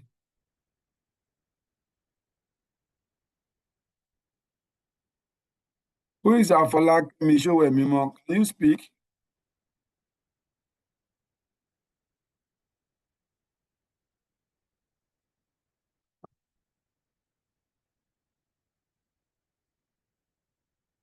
Okay. Mrs. Fasasi, if you can hear me, just let me know on the chat so that I can continue with my own. My slide is off from that end, but I'll Okay, find my own slide here to share. sorry, sir. The network logged me out. Oh, sorry. It's Uh-huh. it's part of our system. It's allowed. Sorry. God is not me that is even that God is not me that logged out. So just come back, reshare my this thing, and let's go. Okay, good. Am I good to go? Yes, sir. All right, thank you. So we are speaking to issues of failure to pass exams, which has spoke to extensively. So it applies to those who don't have a good or unsatisfactory performance. Then we speak to issue of termination. If officer is not qualified for efficient service during probation, appointment may be terminated at any time. At any time. This is a rule, but most often within public service, I'm sure most often there is a way people are struggled, mentored, trained, and bring on board that it's really very difficult to see people who are not qualified efficiently in service delivery that will be allowed to be terminated because, like we hear in this balance, we train people no matter how dull you are, except you don't want to work.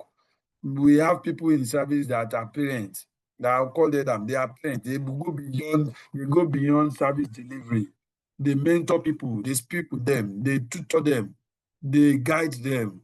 So they will guide you to an extent that you will know yourself. They are older, it could beyond anything. Oh, they should go money. But most of the time, I barely see it, or except that I don't know that people come into service and they cannot really do anything and they were terminated, except you don't know yourself or you feel shy. But people will make you learn. You will learn and you will know what you needed to do. So, next slide, sir.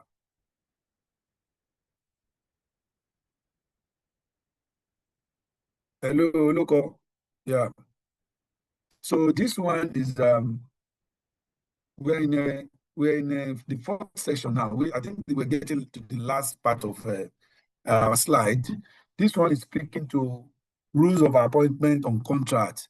I'm sure all of this are something I've spoken to, but then we'll just speak to it again. Definition: engagement of an established office for a 2-year tour, renewable only once for specific unmet needs and must be a formal agreement. I spoke to this one the other time. I said, come, if there are established vacancy that we don't have people to actually key into that at that particular point in time, we can bring in people, and the service here will be a 2-year tour, but it's renewable for only once. That means if you have done 2 years, after that 2 years, you can only do another 2 year, break it for, and that will be the end.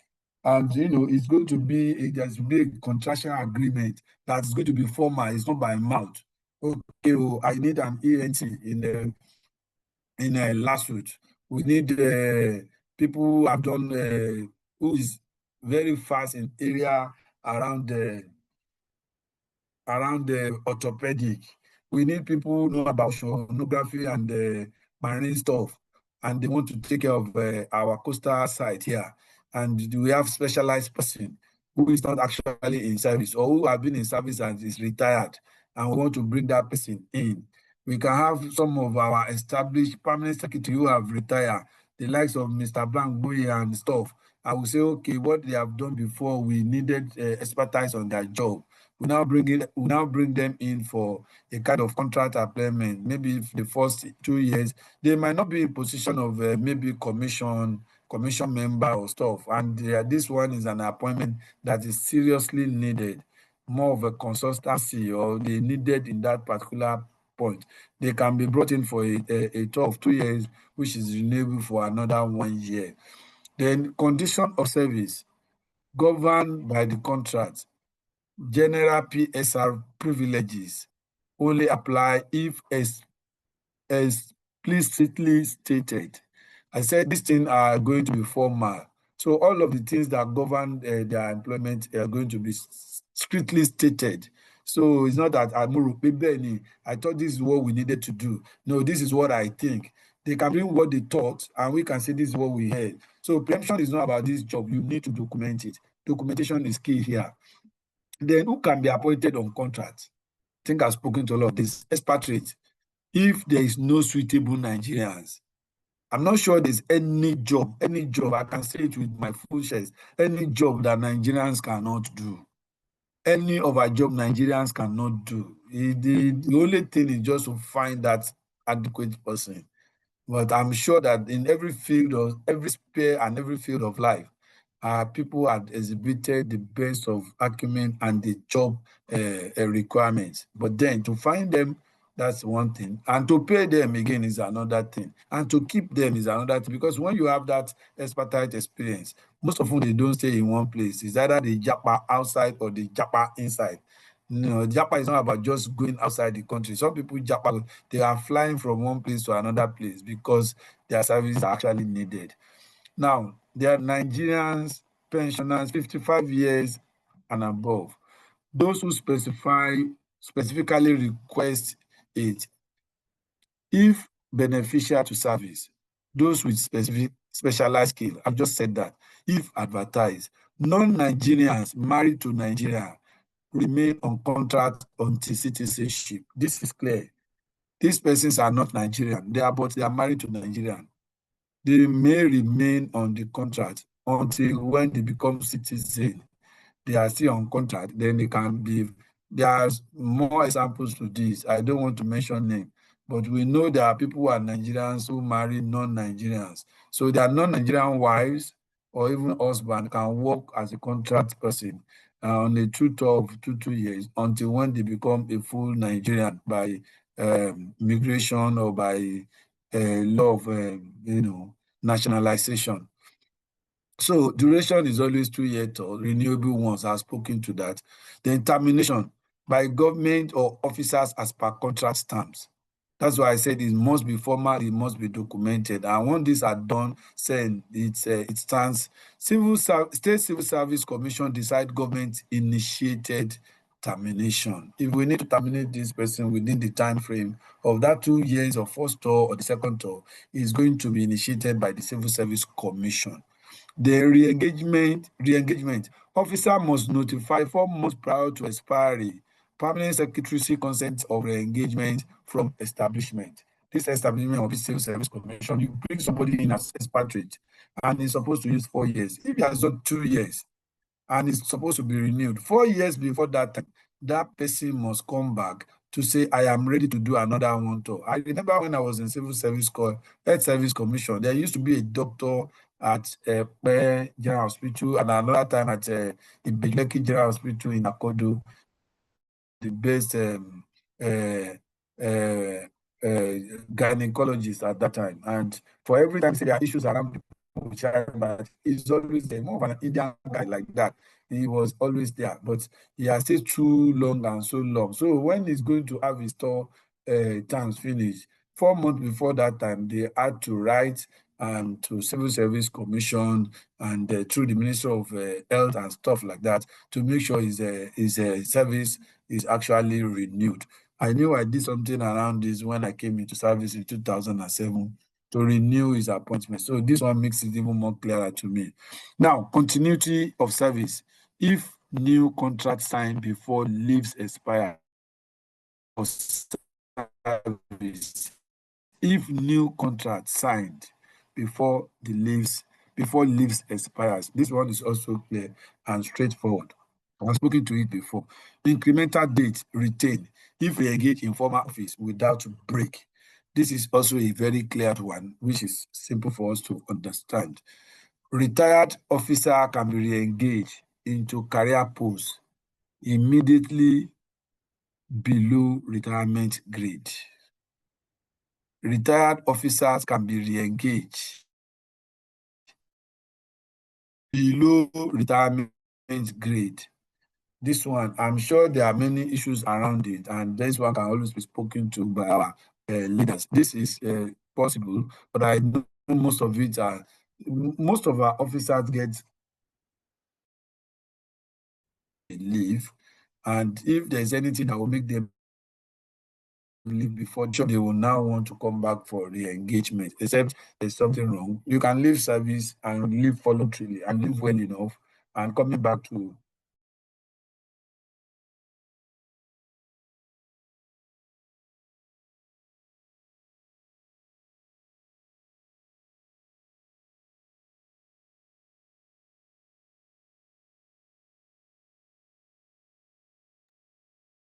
I think networks have kicked him out.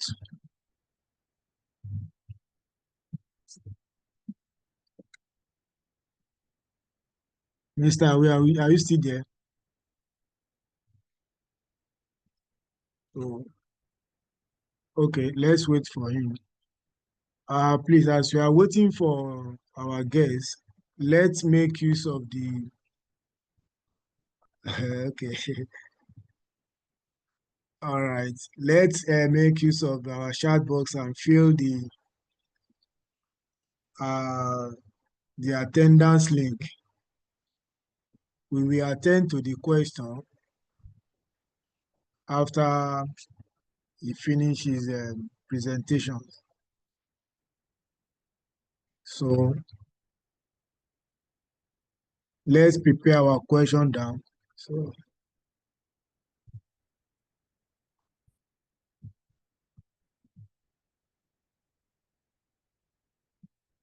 I think his network from his end.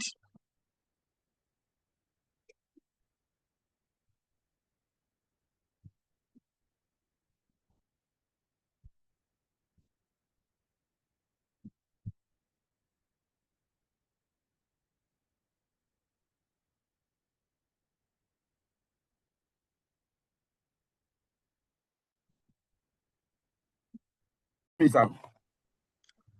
Yes, loud and clear, sir. Hello, Mr. Away.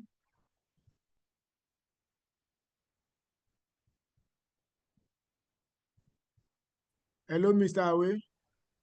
Yes, can you hear me, please? Yes, sir, we can hear you, sir. Okay, thank you. All right, sir. I don't know what happened. Yeah, I was locked out like yourself, you know. Yes, network, sir. So I think we got it to Go the ahead, end sir. of this slide. I said retired officer can be engaged in the service. So post immediately after their age, and I've spoken to the fact that most often their age elapsed to 65 as 60 when they retired, and the point of coming back at even that age, maybe it will only as a contract staff, not as a substantive staff. So next slide, please. So conclusion. So this is a I want to give us, and I want to have this one registered to us. I said, dear leaders and colleagues in the Lagos State Public Service, including myself, say, dear leaders and colleagues in the Lagos State Public Service, I encourage us all to thoroughly familiarize ourselves with the provision of the public service rules. This should be applied in conjunction with relevant executive orders, instruments, gazettes, circular, and notices. As public servants, we are duty-bound to operate in strict compliance with all the laws, procedures governing public service management, public finance management, and the various policies and strategies of the state. This is essential to uphold due diligence through transparency, accountability, and integrity in the conduct of government business. Next slide, please. Thank you all for listening, and I'm happy to be with you. Next slide. So, question and answer. If there is, and I may need to speak to. Thank you. Yeah, thank you very much, sir. Dear participants, I know you can agree with me that if we said we need to finish chapter 2 today, we will not leave this call. And I thank Mr. Awe for summarize section 1 to 4 for us. It's not easy. So I want you to use your emoji and appreciate Mr. Awe for that lengthy conversation. So now, before we go into question and answer, please, I want to believe you have all registered your name using the link below. So register your attendance, use the link, and after that, we will now ask question. So raise your hand if you have any question. Raise your hand if you have any question before we go into the chat box.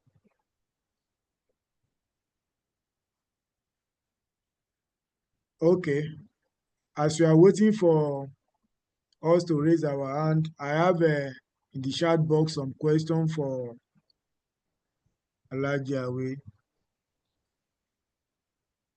Okay,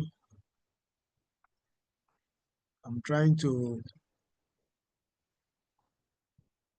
Okay, Ashimi Aminat. Okay, let me unmute you. Ashimi Aminat. Mrs. Ashimi. Unmute yourself, Ashimi. Okay. I've done that. Good evening, my distinguished Good directors evening, and colleagues. Good evening. Thank you very much. I would like to thank the coordinator, our amiable brother, for this wonderful and insightful program. I appreciate it. It has been a source of knowledge for me. And I want to appreciate Alhaji Awe for this wonderful presentation. This is really appreciated. Thank you so much. I came in actually during the session had already commenced before I came. So I don't know, I'm probably Alhaji will have even informed about it, but I would just want to ask something about confirmation of appointment. Because in the public service states that some cadres of officers are entitled to, supposed to do combined compulsory examination. But you recall, and I know Alhaji might have mentioned that sometime in 2019, I think from 1st January 2019, all officers in the service now are supposed to take part in the combined compulsory examination for confirmation of appointment. I think he must have mentioned it because I came in along the line. Then apart from that, he mentioned something about officers who don't pass the combined compulsory examination the first time or the second time, or probably that their appointments will be determined maybe at the end, maybe by the third attempt and they don't pass, that the appointment will be determined. But apart from that, officers that pass, that is after the second anniversary of their appointment of duty, that is, as he mentioned earlier, he said something about assumption of duty, which is what is usually used to form the second anniversary of appointment. That is confirmation of appointment. But he mentioned something that if an officer does not pass the first time, the second time, when an officer passes that exam, the normal date that is being used for the confirmation of it will not be the second anniversary of that officer, but will be the date that the officer passes that combined compulsory examination. For example, if an officer assumed duty maybe 1st January 2025, the officer, if after he must have passed the combined compulsory examination, will be due for confirmation of appointment, and the date of confirmation of appointment will be 1st January 2027. But assuming the officer did not pass before that 1st January 2027, assuming maybe probably he passed the exam maybe 2028. So the date of his confirmation will be effective from the date he passed the combined compulsory examination. I just want to add that to it so that we all know that. I think we all know it, but I just want to reiterate on that too. That is just what I want to add to it. So thank you very much. We really appreciate you. Thank you. God bless you. Thank you very much, my Director of Service Matter. Thank you very much for that contribution, ma. Thank you very much.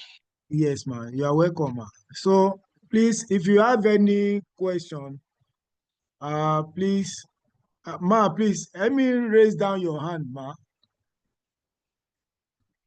Thank you, ma. Please ask question now because very soon we will soon commence our promotion. So please, if you send message to the chat box, because of the chat there, you can resend the message to me because I'm trying to scroll, but I couldn't get through. Please help me out there. I'm sorry, just copy and paste and resend your question so that we can pick it up because we don't have time. Okay, Mrs. Okay, Agbebi Moradeke. Okay, let me unmute you.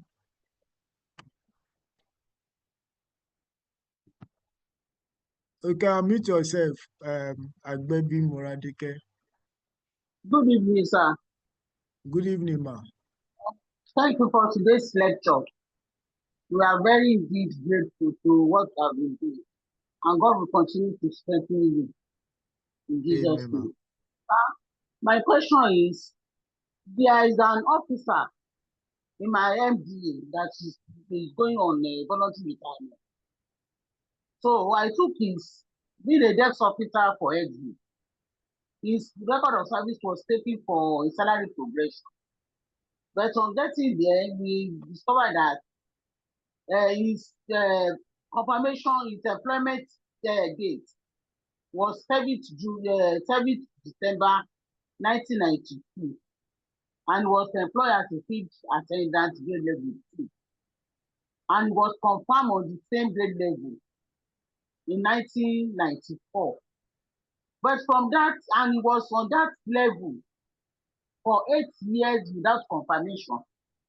It's when they now confirmed him that they backdated the confirmation date. And later in 1986, he was promoted to the head of field attendant, grade level 4, and converted from head of and converted on 28th August 2002 to head field attendant. From head field attendant to technical officer, grade level 6. My question now is, between the promotion between that level 3, level 2 to 4 was not surfaced. And we asked him, he said that they gave them a mass promotion, that those people that was recruited during that period, that there was no promotion for them because they were on that level for 8 years. So is salary progression now, there is no way I can do the salary progression for the processing of the voluntary retirement. And I've been to cabinet office.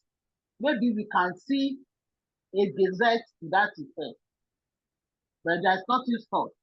And I went to Central Records. Please, sir, what can we do in this case? Okay, ma. Noted, ma. Mr. Awe, do you want to answer that now? We should get like 2 more questions.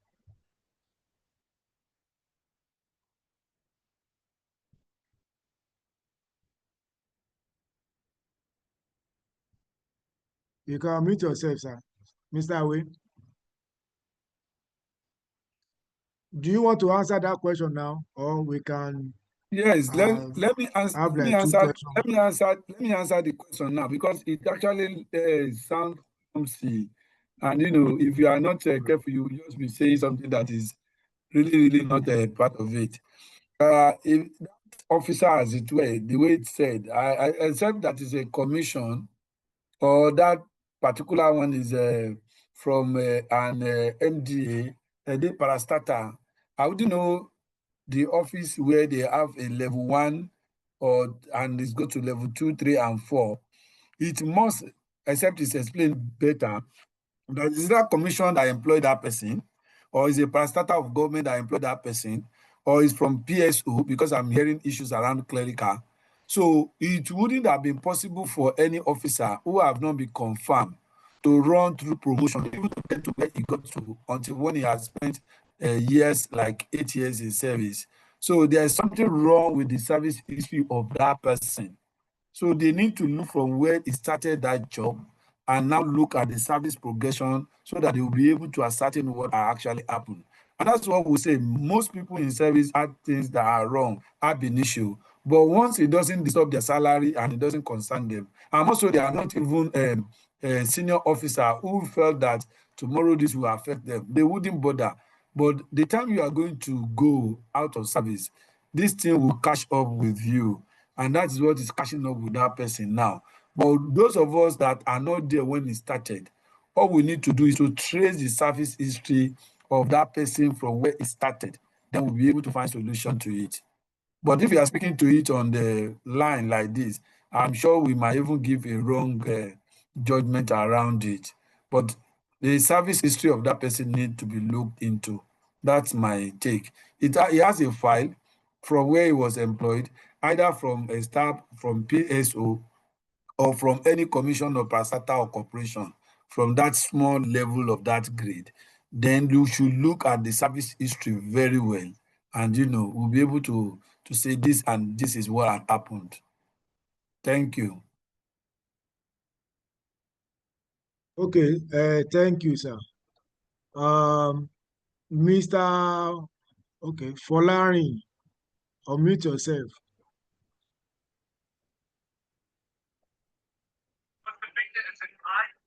Good evening, sir. Good evening, sir. I want to appreciate it should be a doctor. Having introduced him with his PhD, Dr. Awi. I think we all enjoyed the presentation. My question is that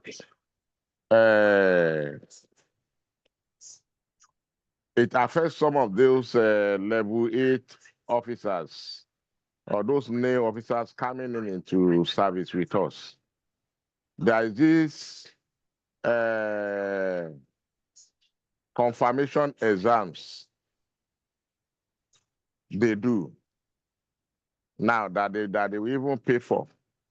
And there are some of these officers, we knew confirmation takes place 2 years after you had joined service.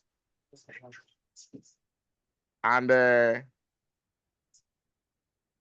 by that time, there is no payment and whatever. Now, some of them do this payment for the confirmation, and you will still realize that some will pass, some wouldn't have passed. So within 2-3 years, some are still battling with this confirmation or not.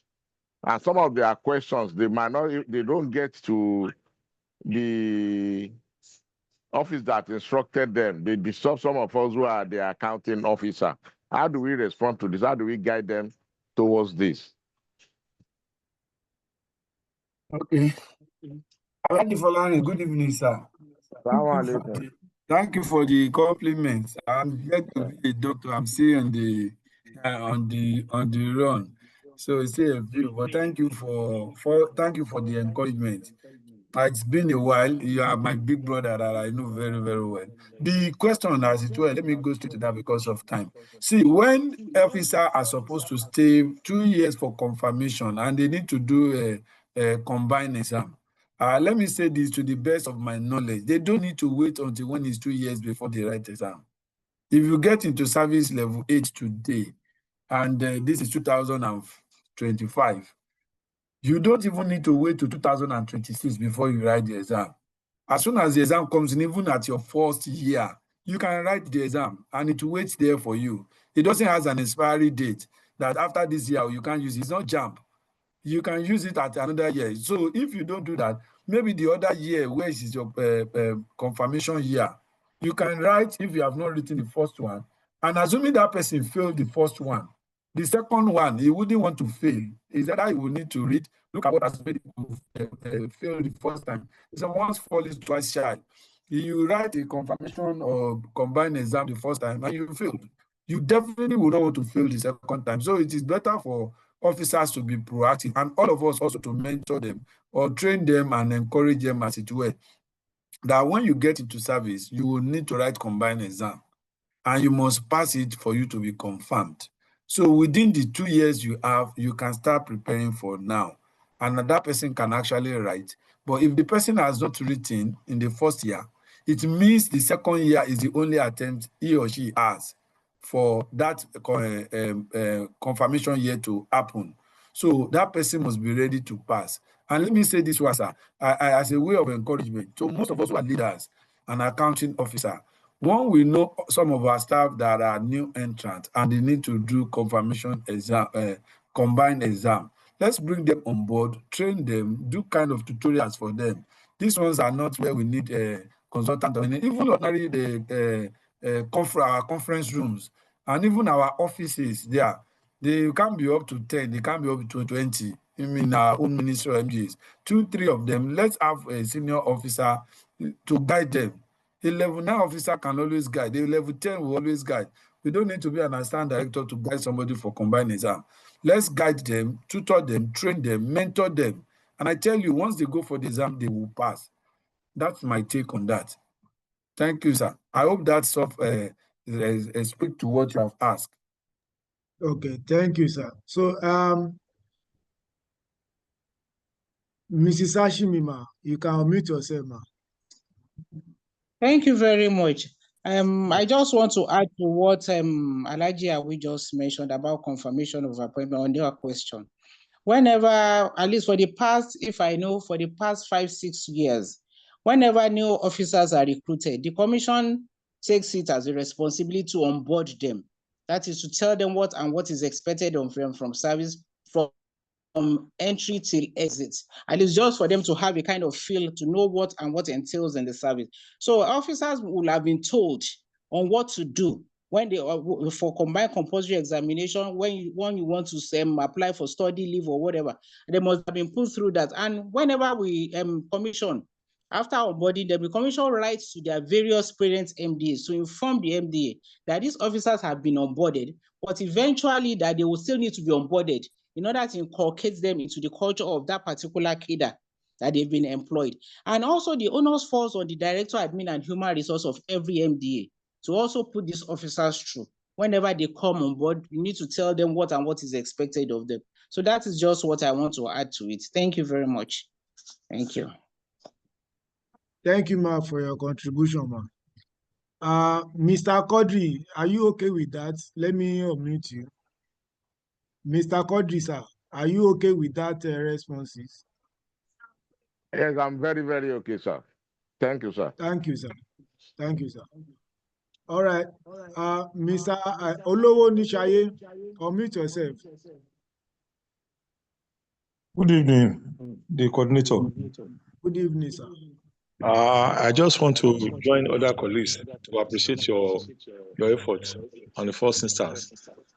Secondly, I think other kiddos can start similar thing like this, not just for promotion exam alone. Maybe accountant, financial regulation, procurement, and the rest, so that we can have opportunity of encourage officers to be well entrenched in the knowledge of the public service. That's by the way. My question is this. In the course of presentation by Mr. Awe, he mentioned that a retired officer or maybe employed on contract can occupy the office of a career officer. For instance, now that means he's actually knows that if a retired officer in admin or in any cadre retired, and there's vacancy in a particular that agency, he can occupy that position as a director again in that agency. Is that the meaning of what you said?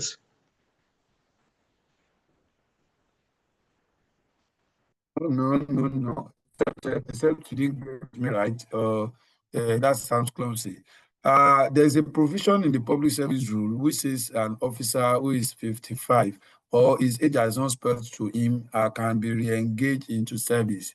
And I said that person, there is no officer as at now that I know on any ground that will want to retire before 60 and come back into service again for re-engagement. But if there's an officer that left before 60 or that person is even 60, he can be re-engaged in on contract, and that is a 2-year tour of 2 terms. Anybody can come in, and I even made sample of those who are not even commission member. I spoke to issue of Mr. Bangboy as an example.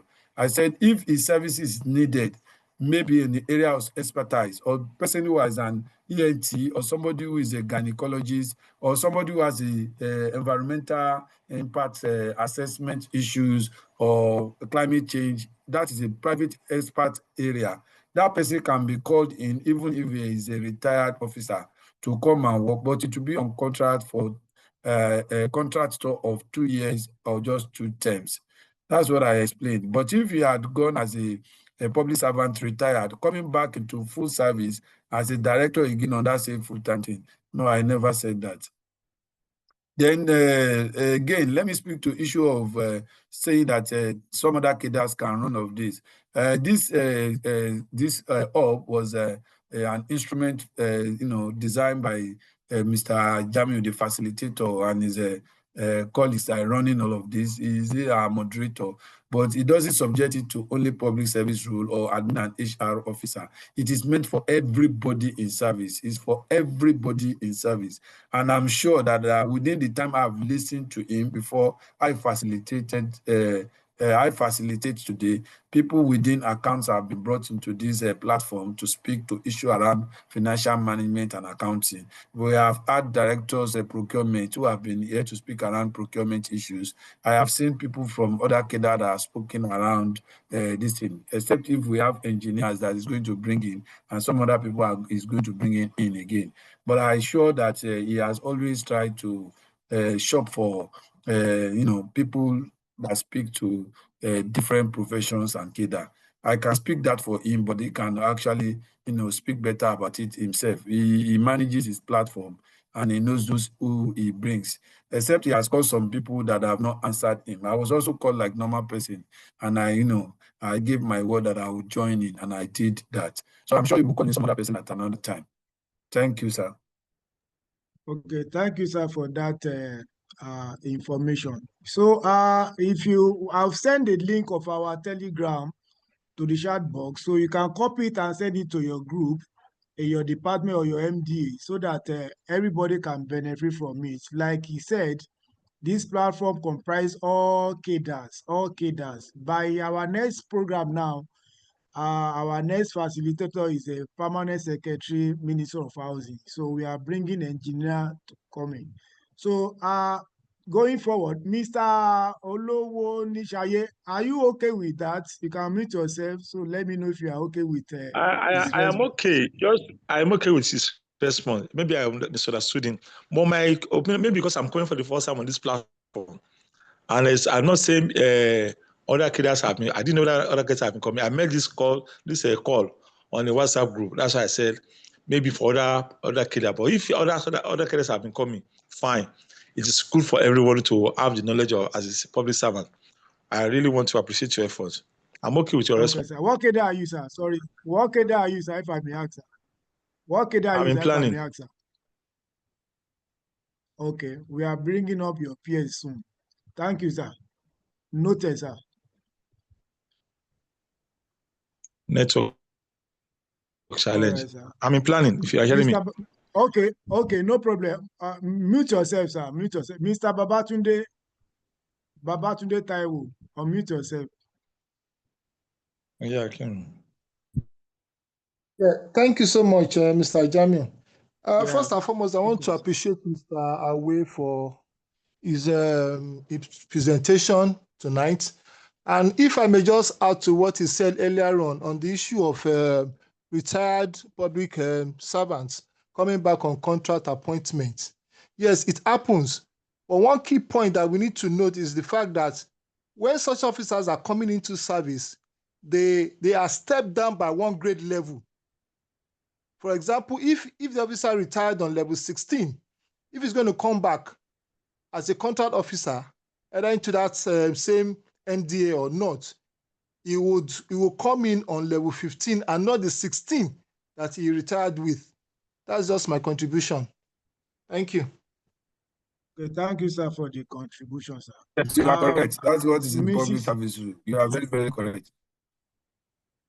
Okay, thank you, sir, for the confirmation. Mrs. Okoli, Good evening. you have Good the floor, evening, ma'am. Good evening. Jamiu. Can you hear me? Good evening. Mr.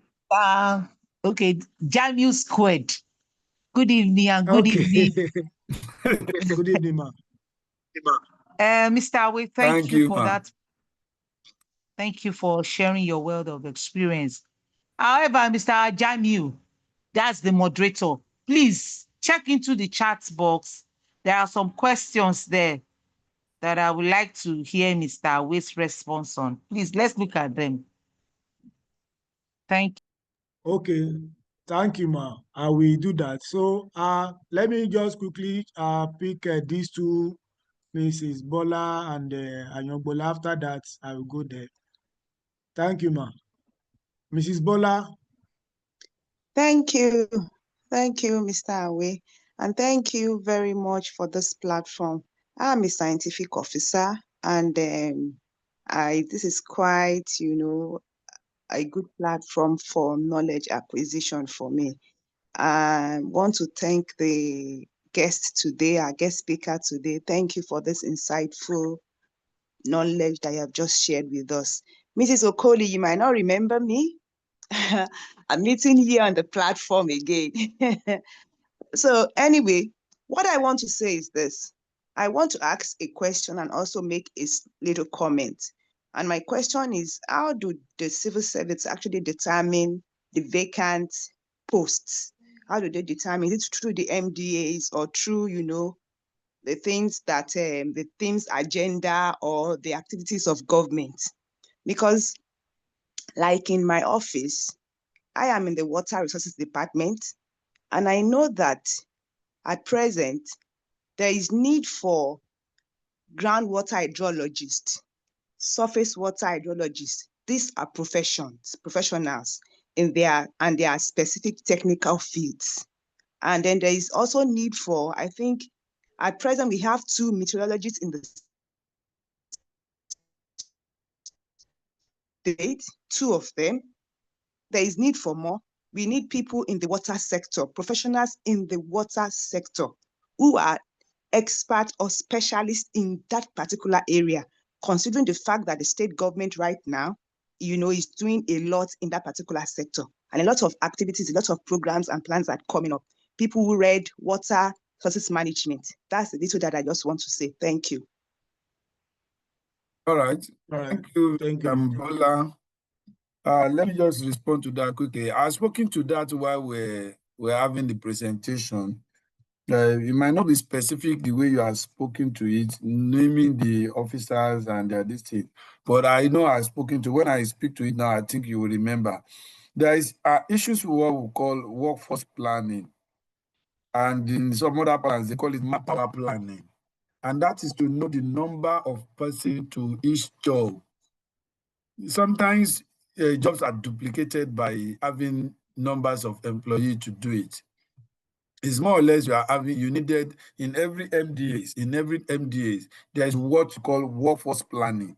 Workforce planning is handled by the admin and HR department in conjunction with the accounting officer every other year. They look at your MDA, they look at how many number of person you need, how many number of people are to work in their following the mandate that needed to be accomplished within the MDA, the official, your mission. They look, okay, this is what we need. We need to provide water for 2 million Lagosians.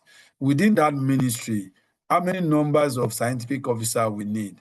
How many numbers of artisans we need? How many number of directors we need? How many number of this we need? They will look at the workforce planning. They will do a real workforce planning, and they will know the number of staff that are adequate for that job.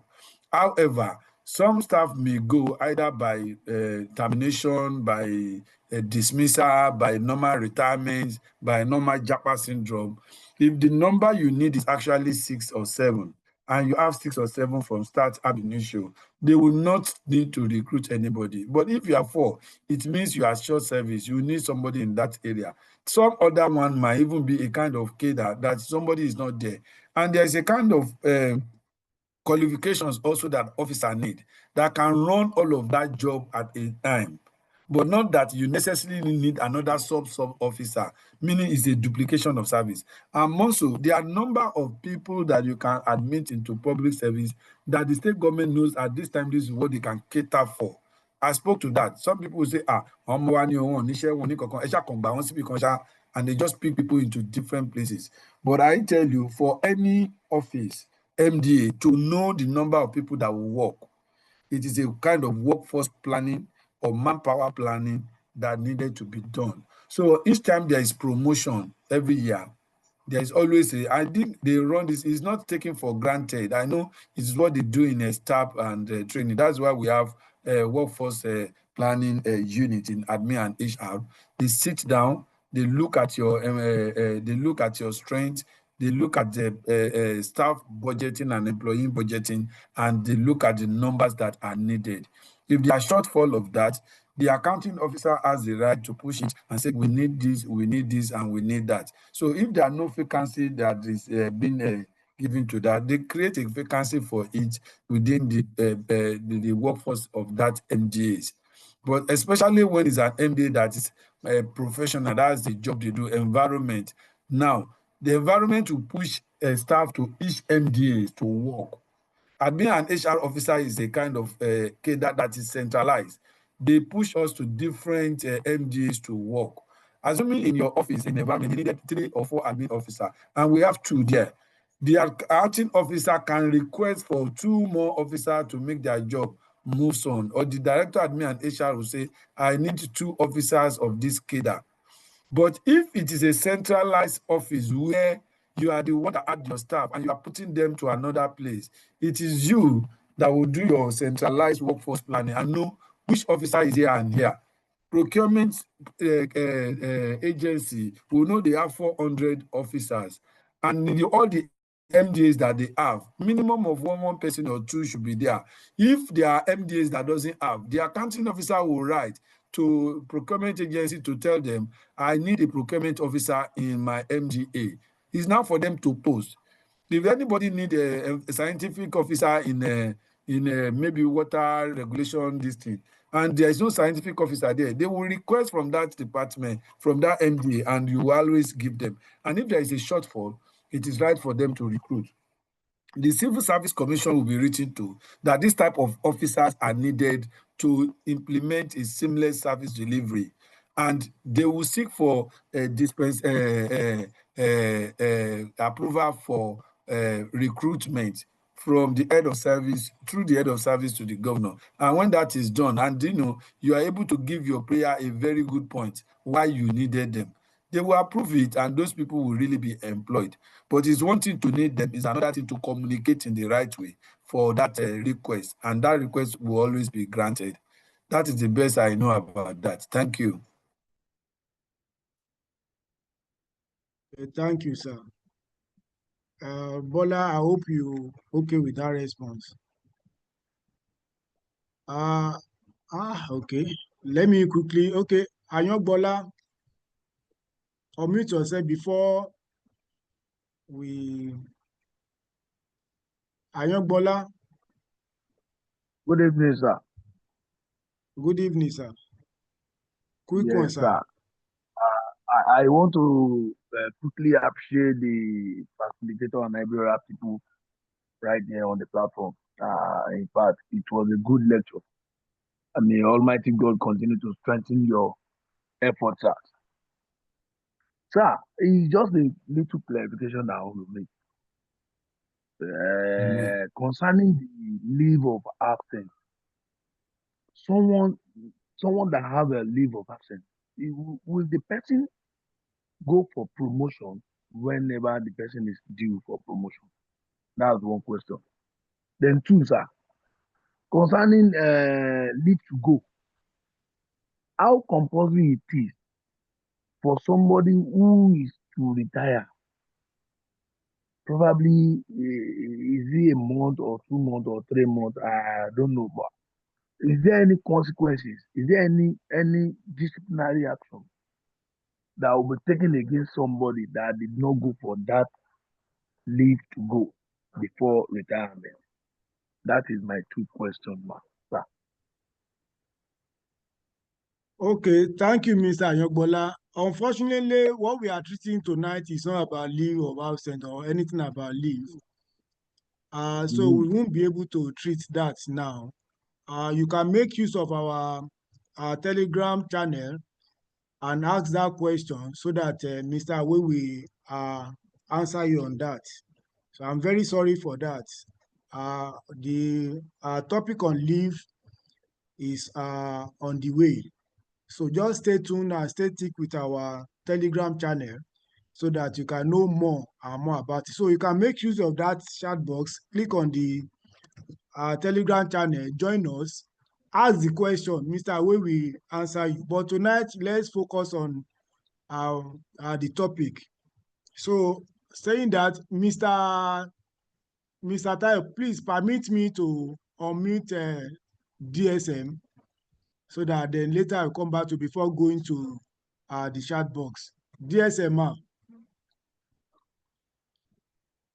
unmute yourself. Yes, I've done that. Thank you very much. I just want to add to what Alhaji Awe said about recruitment. For the recruitment, we have a circular and recruitment guidelines. So any AMDA that wants to maybe recruit and they want to put up a kind of request to Mr. Governor, there is a process that has to be followed. When I get the circular, I will send it to the platform for people to know the process to go through in order to obtain Mr. Governor's approval for dispensation to recruit. Thank you very much. Thank you, ma. Thank you. Thank you, ma. We'll be expecting the circular, ma. Thank you, ma. Mr. Babatunde, unmute yourself, sir. Yes, thank you once again, Mr. Jamiu, and kudos for a job well done. In addition to what Mr. Way said earlier on regarding recruitment and what DSM just said, it is also very important that they should note that despite the manpower planning that has been done, there is also the need to make provision for such recruitment in their personnel budget. Because where there is no provision in the personnel budget of the MDA, the recruitment of such may be a little bit cumbersome. Because if we respect to what DSM said earlier on, that circular in question, there is a provision where the Ministry of Establishment and Training will have to confirm if there is a provision for the recruitment of such officers. And where there is none, it knocks off the possibility, not totally, the possibility of the recruitment of such officers into the service. Thank you so much. Okay, thank you, sir, Mr. Babatunde. Dear participant, please, I'm sorry, we won't be able to attend to any question that are not relevant to today's topic. So let our question relevant to today's topic so that we can leave here early. Okay, now to the chat. 2025 Zakat. That is the name I'm seeing here. So question say, can an officer be addressed on a particular grade level in which he had not got his letter on that, but received salary on the new grade level? Mr. I don't know if you get that question right, sir. It's clear. Mr. Okay. I understand what that person is saying, though is I know I'll say the best I know on it. Ms. Ashimi can also see help us because it's been a core area in the commission before she came into DSM's office. It's let me use a practical example. Somebody is on a grade level 14 now, as at 2025 January, and they has done promotion this year. So if the notional date is January, so I'm sure all of the January promotion people have got their letters now. But he's speaking to the fact that if that person has not gotten his letter, but he's been receiving the salary of that grade level 15, can it be substantial for that person to be writing that as an assistant director? So that one now, you don't have a letter, right? But your payslip is saying that you are collecting the salary, except that there is going to be a kind of change anytime, and they say they are reverting back or something goes wrong with your this thing. It actually shows, because if your payslip is showing an assistant director, what stops you from saying you are an assistant director? But if your payslip is not showing that, and you're still taking the salary of a level 14 officer, then that is an issue.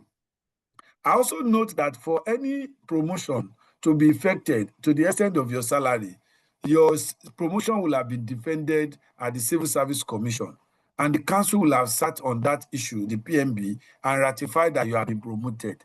The only thing that remains is for your letter to be given to you, except otherwise, officially that a promotion letter is needed, then it becomes an issue. We have a practical example of those who are doing induction for CIPM as it is now, and the letters of promotion are actually needed, but then some of them have not taken their letter. So in that wise, because it is a letter that is needed, then it might be an issue. But if it is not a letter that is needed, if it is within service and they want you to just fill a form or do anything, in anticipation, you might put that one because you have a payslip that suggests that. And if they ask you why you did that, you have an evidence to say, this my payslip states this one. But if it is outside service, you might not be able to do that if an evidence is needed, except you will go back to a Civil Service Commission to give you a letter. But as far as I do know, if you don't have a letter, there is hard copy letter, you might not be able to openly say that you have been promoted, especially outside service. But in the service, you might be able to say you are promoted based on your what is it called now? Your payslip. But I stand to be corrected by those who are in charge of that. But that one, I can't be too specific about that. But the fact that you have gotten a promotion and you have had payslip, and the Civil Service Commission has sat on that on the PMB, ratify it, and it's cleared, I think it's good enough to say that person is promoted. That's my own personal take. Okay, thank you very much, sir. Yeah, like I said, we won't be able to attend to any question outside today's topic.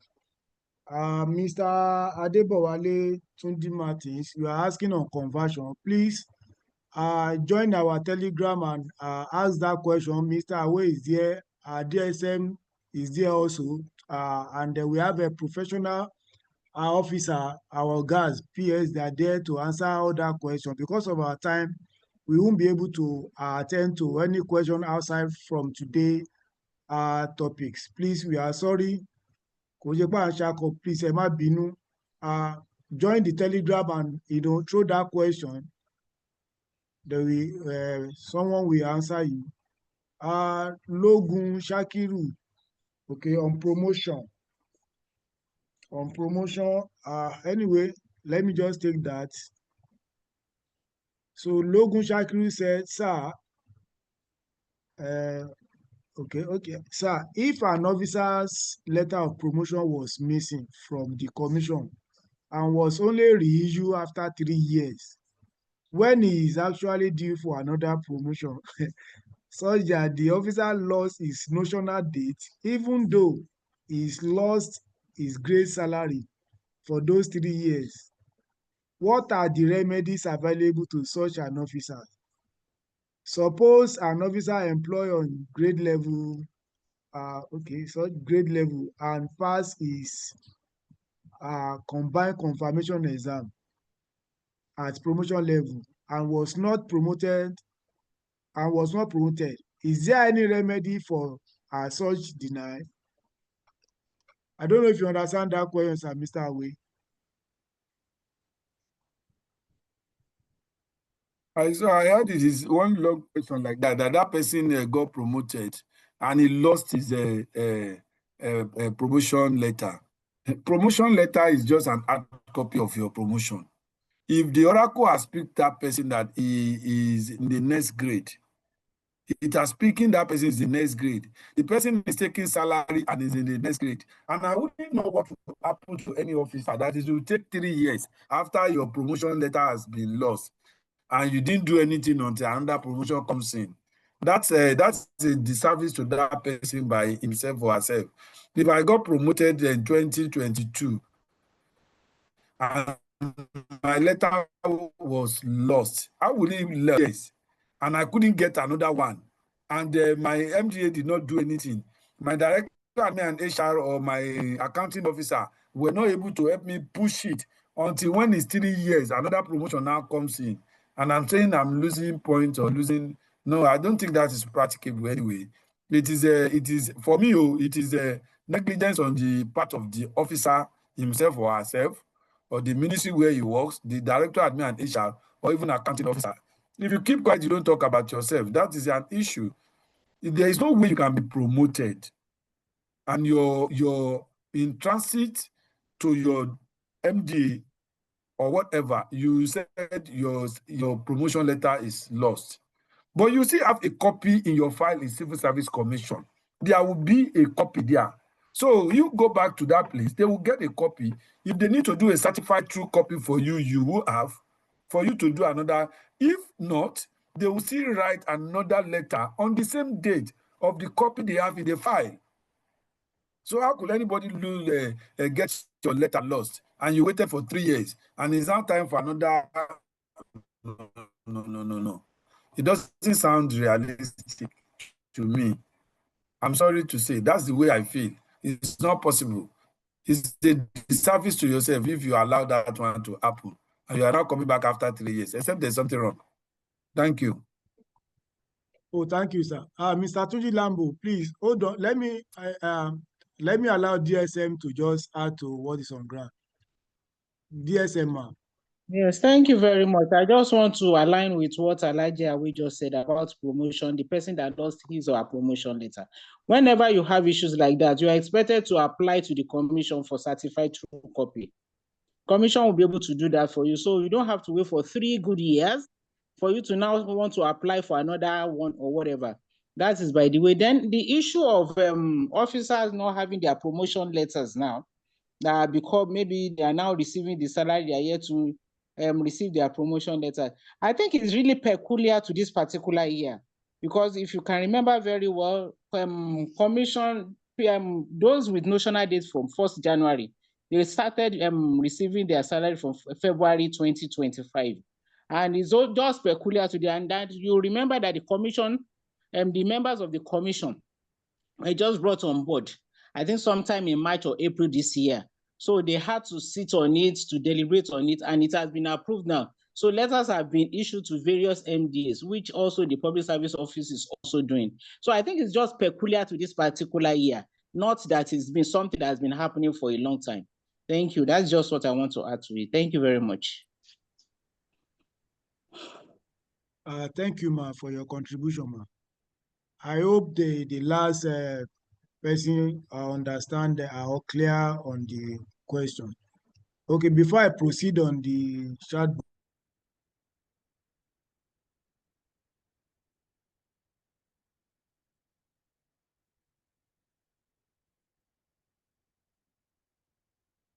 Lambo, please. Um, I have two questions. The first one, thank you very much, Mr. Awe, for the very insightful um and educative lecture. I am in the planning cadre, and I want to reiterate what I had when you started this lecture. You said that for certain grade level of grade level 15 to 17 to be recruited into the service, there must be an advert in the national dailies for such openings.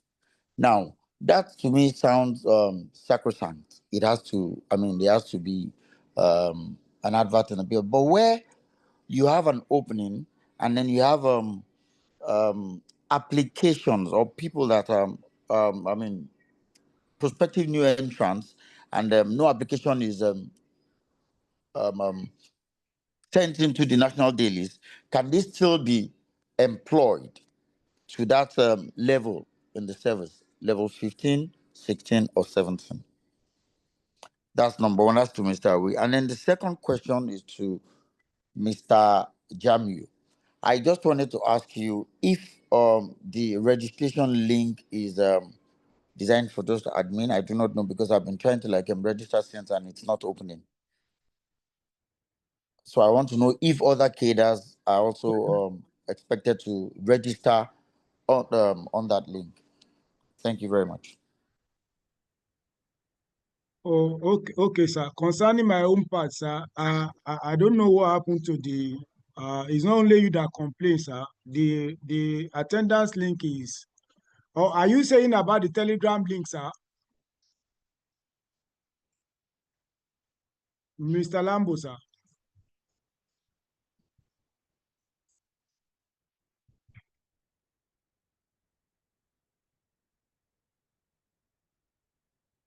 Mr. Lambo, sir. Mr. Lambo, unmute yourself. Yes, Are you okay, referring? yes. Are you referring Yes, to the link, you Telegram sent link, a sir? link. Well, I do not know if it's a Telegram link. You sent a link to the chat group and you said we can register our attendance there.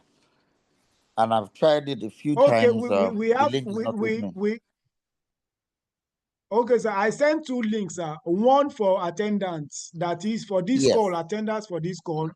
And I'm seeing yes, some people, complaining about it's not opening or whatever. exactly. That's I what think I'm maybe, saying. okay. I think that one is technical issue. That one will be resolved anytime. But the main link that I will urge all of us to join is the Telegram link. Joining this Telegram link, you can be seen updates, and you can be seen a link for our YouTube channel for you to see all our previous uh, session. Right, sir. So Okay, if the attendance link is not going through, pardon me for that. We will look into that in our next session.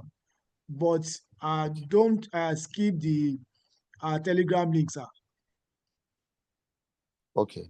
Thank you. Because very soon we will soon get to your MDAs. We cut across the whole ministry before we finish our before the promotion exercise. And I don't want anybody to miss the Okay. update, sir. Thank you, sir. So, Mr. Awe, are Thank you very you? much. Yes, sir. To answer the question, Mr. Awe, sir.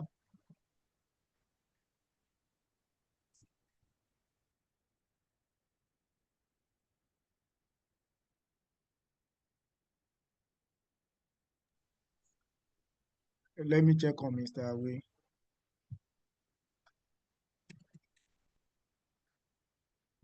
You can unmute yourself, sir, Mr. Awe.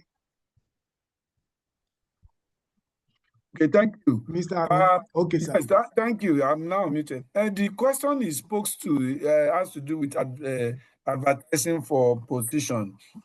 What it means is that from grade level 1 to grade level 10, most especially, adverts are made for this position, and you grow along that grade level.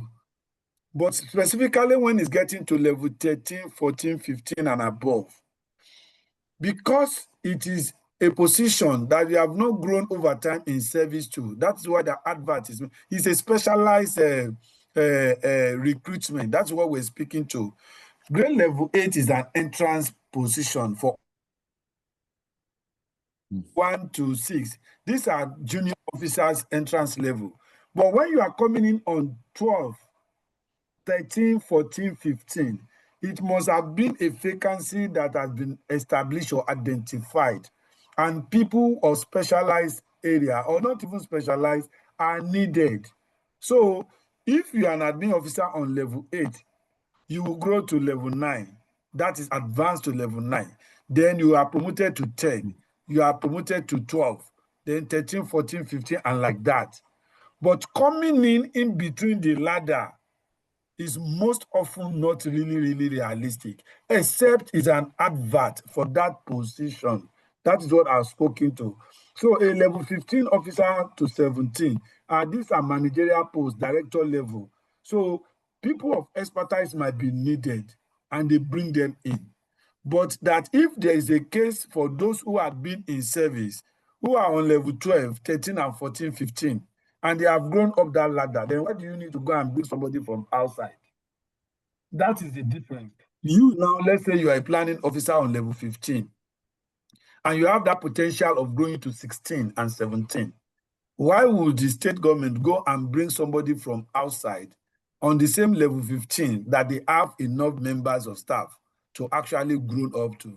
That is what it means. So it's they were looking inward to make sure that those staff have progression.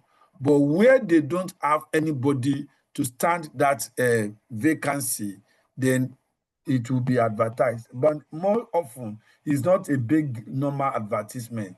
It is just a special advertisement, maybe for 1, 2, or 3 persons, not a general recruitment. That is what I spoke to. Thank you. Yeah. Okay, thank you, sir. Thank you very much, I know. sir. I think. Are you clear, Mr. Lambo? Very clear. I'm very clear. Thank you very much. Are you clear now, sir? Okay, thank you, sir. You can mute yourself back, sir.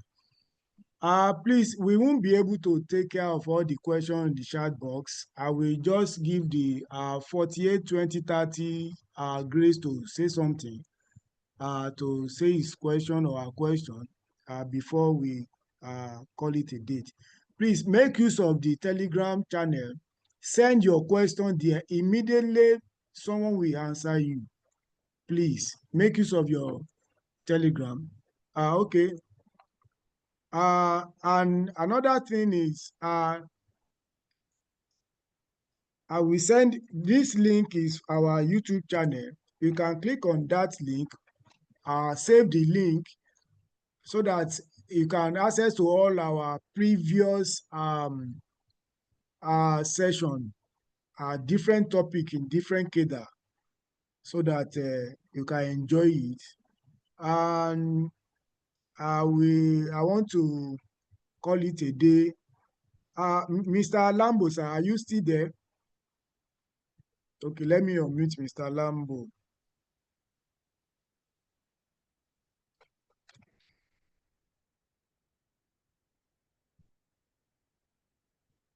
Mr. Lambo, sir. Yes, I'm You still can here. unmute yourself. I'm still here. Okay, sir. Thank you, sir. I just want you to, as our tradition, we normally call any of our participants to give a closing remark so that we know that you guys are enjoying the program. All right. So we want Thank to you. give us a closing remark, sir. Thank you, Thank sir. you for that honor. I want to especially thank the organizers of this lecture. That's the Public Service Office, Office of the Head of Service, for finding it very important and educative to organize such insightful lecture and bringing a master at the topic in the person of Mr. Awe. Honestly, as a planner, I have really gained a lot. And I know that, this is going to be the first one that I would join in, organized by PSO. But I would, because of this, what I've been able to gain here and the quality of the lecture delivered by Mr. Awe, I will, and I know others too, will continue to be part of programs such as this organized by PSO. Thank you so much, Mr. Awe, on behalf of all the participants here today, those that have left and those that are still here. We want to say a very big thank you to you, sir. And thank you, the organizers, too. God bless. Yeah, thank you, sir, Mr. Tunji Lambo. Firstly, the program is not organized by Public Service Office. Oh, The program is, this platform is independent platform okay. convened by me, Jami Onosanya. We started this program since 2023. When we discover a knowledge gap within within the civil service. Mm. So I decided to take it upon myself because I remember before then, during the promotion, there is a conveying civil servant to what is it called, auditorium then for lecture. But we discovered that not such for now, which I don't know, maybe they are still bringing it back. So that was why I take this one upon myself to start building people and for them to impart knowledge to them. How can we do it is by giving back to the service and doing something like this, so that it can cut across all the cadres. Mm. Right, sir. So in that light, then I correct myself. My very good friend Jamil, that were in public service office together. I know, sir. I know, sir. So I want to thank you so much. This is really nice, honestly, and I really commend you and your team. This is honestly very nice. But I Thank know you very that much. we both learned a lot too from public service office, and that would have Yes. helped you in, shaping you in organizing such laudable initiative. Thank you so very much. God bless you, my brother. God bless Thank you you, sir. always. Thank you, sir. Thank you, sir. So you can help us spread the what is it called, the Telegram link across your colleagues in your department, so Yes, I that will. they can also benefit from this, so that during Yes, I the will. promotion there won't be struggle to to get it right. Thank you, sir. I will. Thank you so much. Olowo Nishaye, do you have, okay, let me just unmute you. Please brief on that. Olowo Nishaye, unmute Yes, yourself thank you quick. very much, Mr. Daniel. In fact, All I right. was amazed when you said this 2 years ago. It's a very good initiative from your hand. Kudos to your Thank you, team. sir. Sincerely, Thank you, sir. I just saw this platform of a planning officer. Somebody posted it there. That's why myself joined you tonight. And I really appreciate your effort. In fact, this is fantastic. This Thank is a you, sir. selfless service to humanity. It's a selfless service to, Thank you, and sir. God Almighty, abundantly. Seriously, you Thank have you, done sir. a very good job. Thank The you, other sir. time there was network chat, I said I was in planning kid and I said, I didn't hear you. Or someone said, yes, on board. No problem. Thank you, It's sir. good. So help us share the Telegram link. Then make use I of wanted, the. maybe I will drop my number and the shout to us back and send me the link, the Telegram. I'm trying to download it, but it's not true. So I will share my number on the WhatsApp and the chat box so that Okay, you can reach out you to me. can send it now. We copy it, but Okay. make use of the YouTube channel also, so that you can access to all our video. No problem. Yes, and like and share, then send it across for other people to enjoy, to benefit from it, sir. So you can quickly drop your number. I will copy, then revert back to you privately. Okay, sing. Thank you very much. Okay, so on this note, thank you very much, Mr. Lambo. Thank you very much, very, very much, our Director Service Matter, PSO. Thank you very much, our guests, for your time. You know, despite that the chapter is a very long chapter, and Mr. Awe could be able to help us summarize section 1 to 4. So I want you guys to stay tuned and join our Telegram so that you know when we send the other section 5 to 8. Probably might be from Mr. Jamiawe or someone else, or from the PS Commission. But nevertheless, thank you very much for your time. Have a lovely night rest. Mr. Awe, thank you, sir.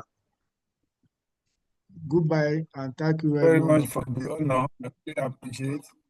You're welcome. Yes. Thank you. Good night, everyone.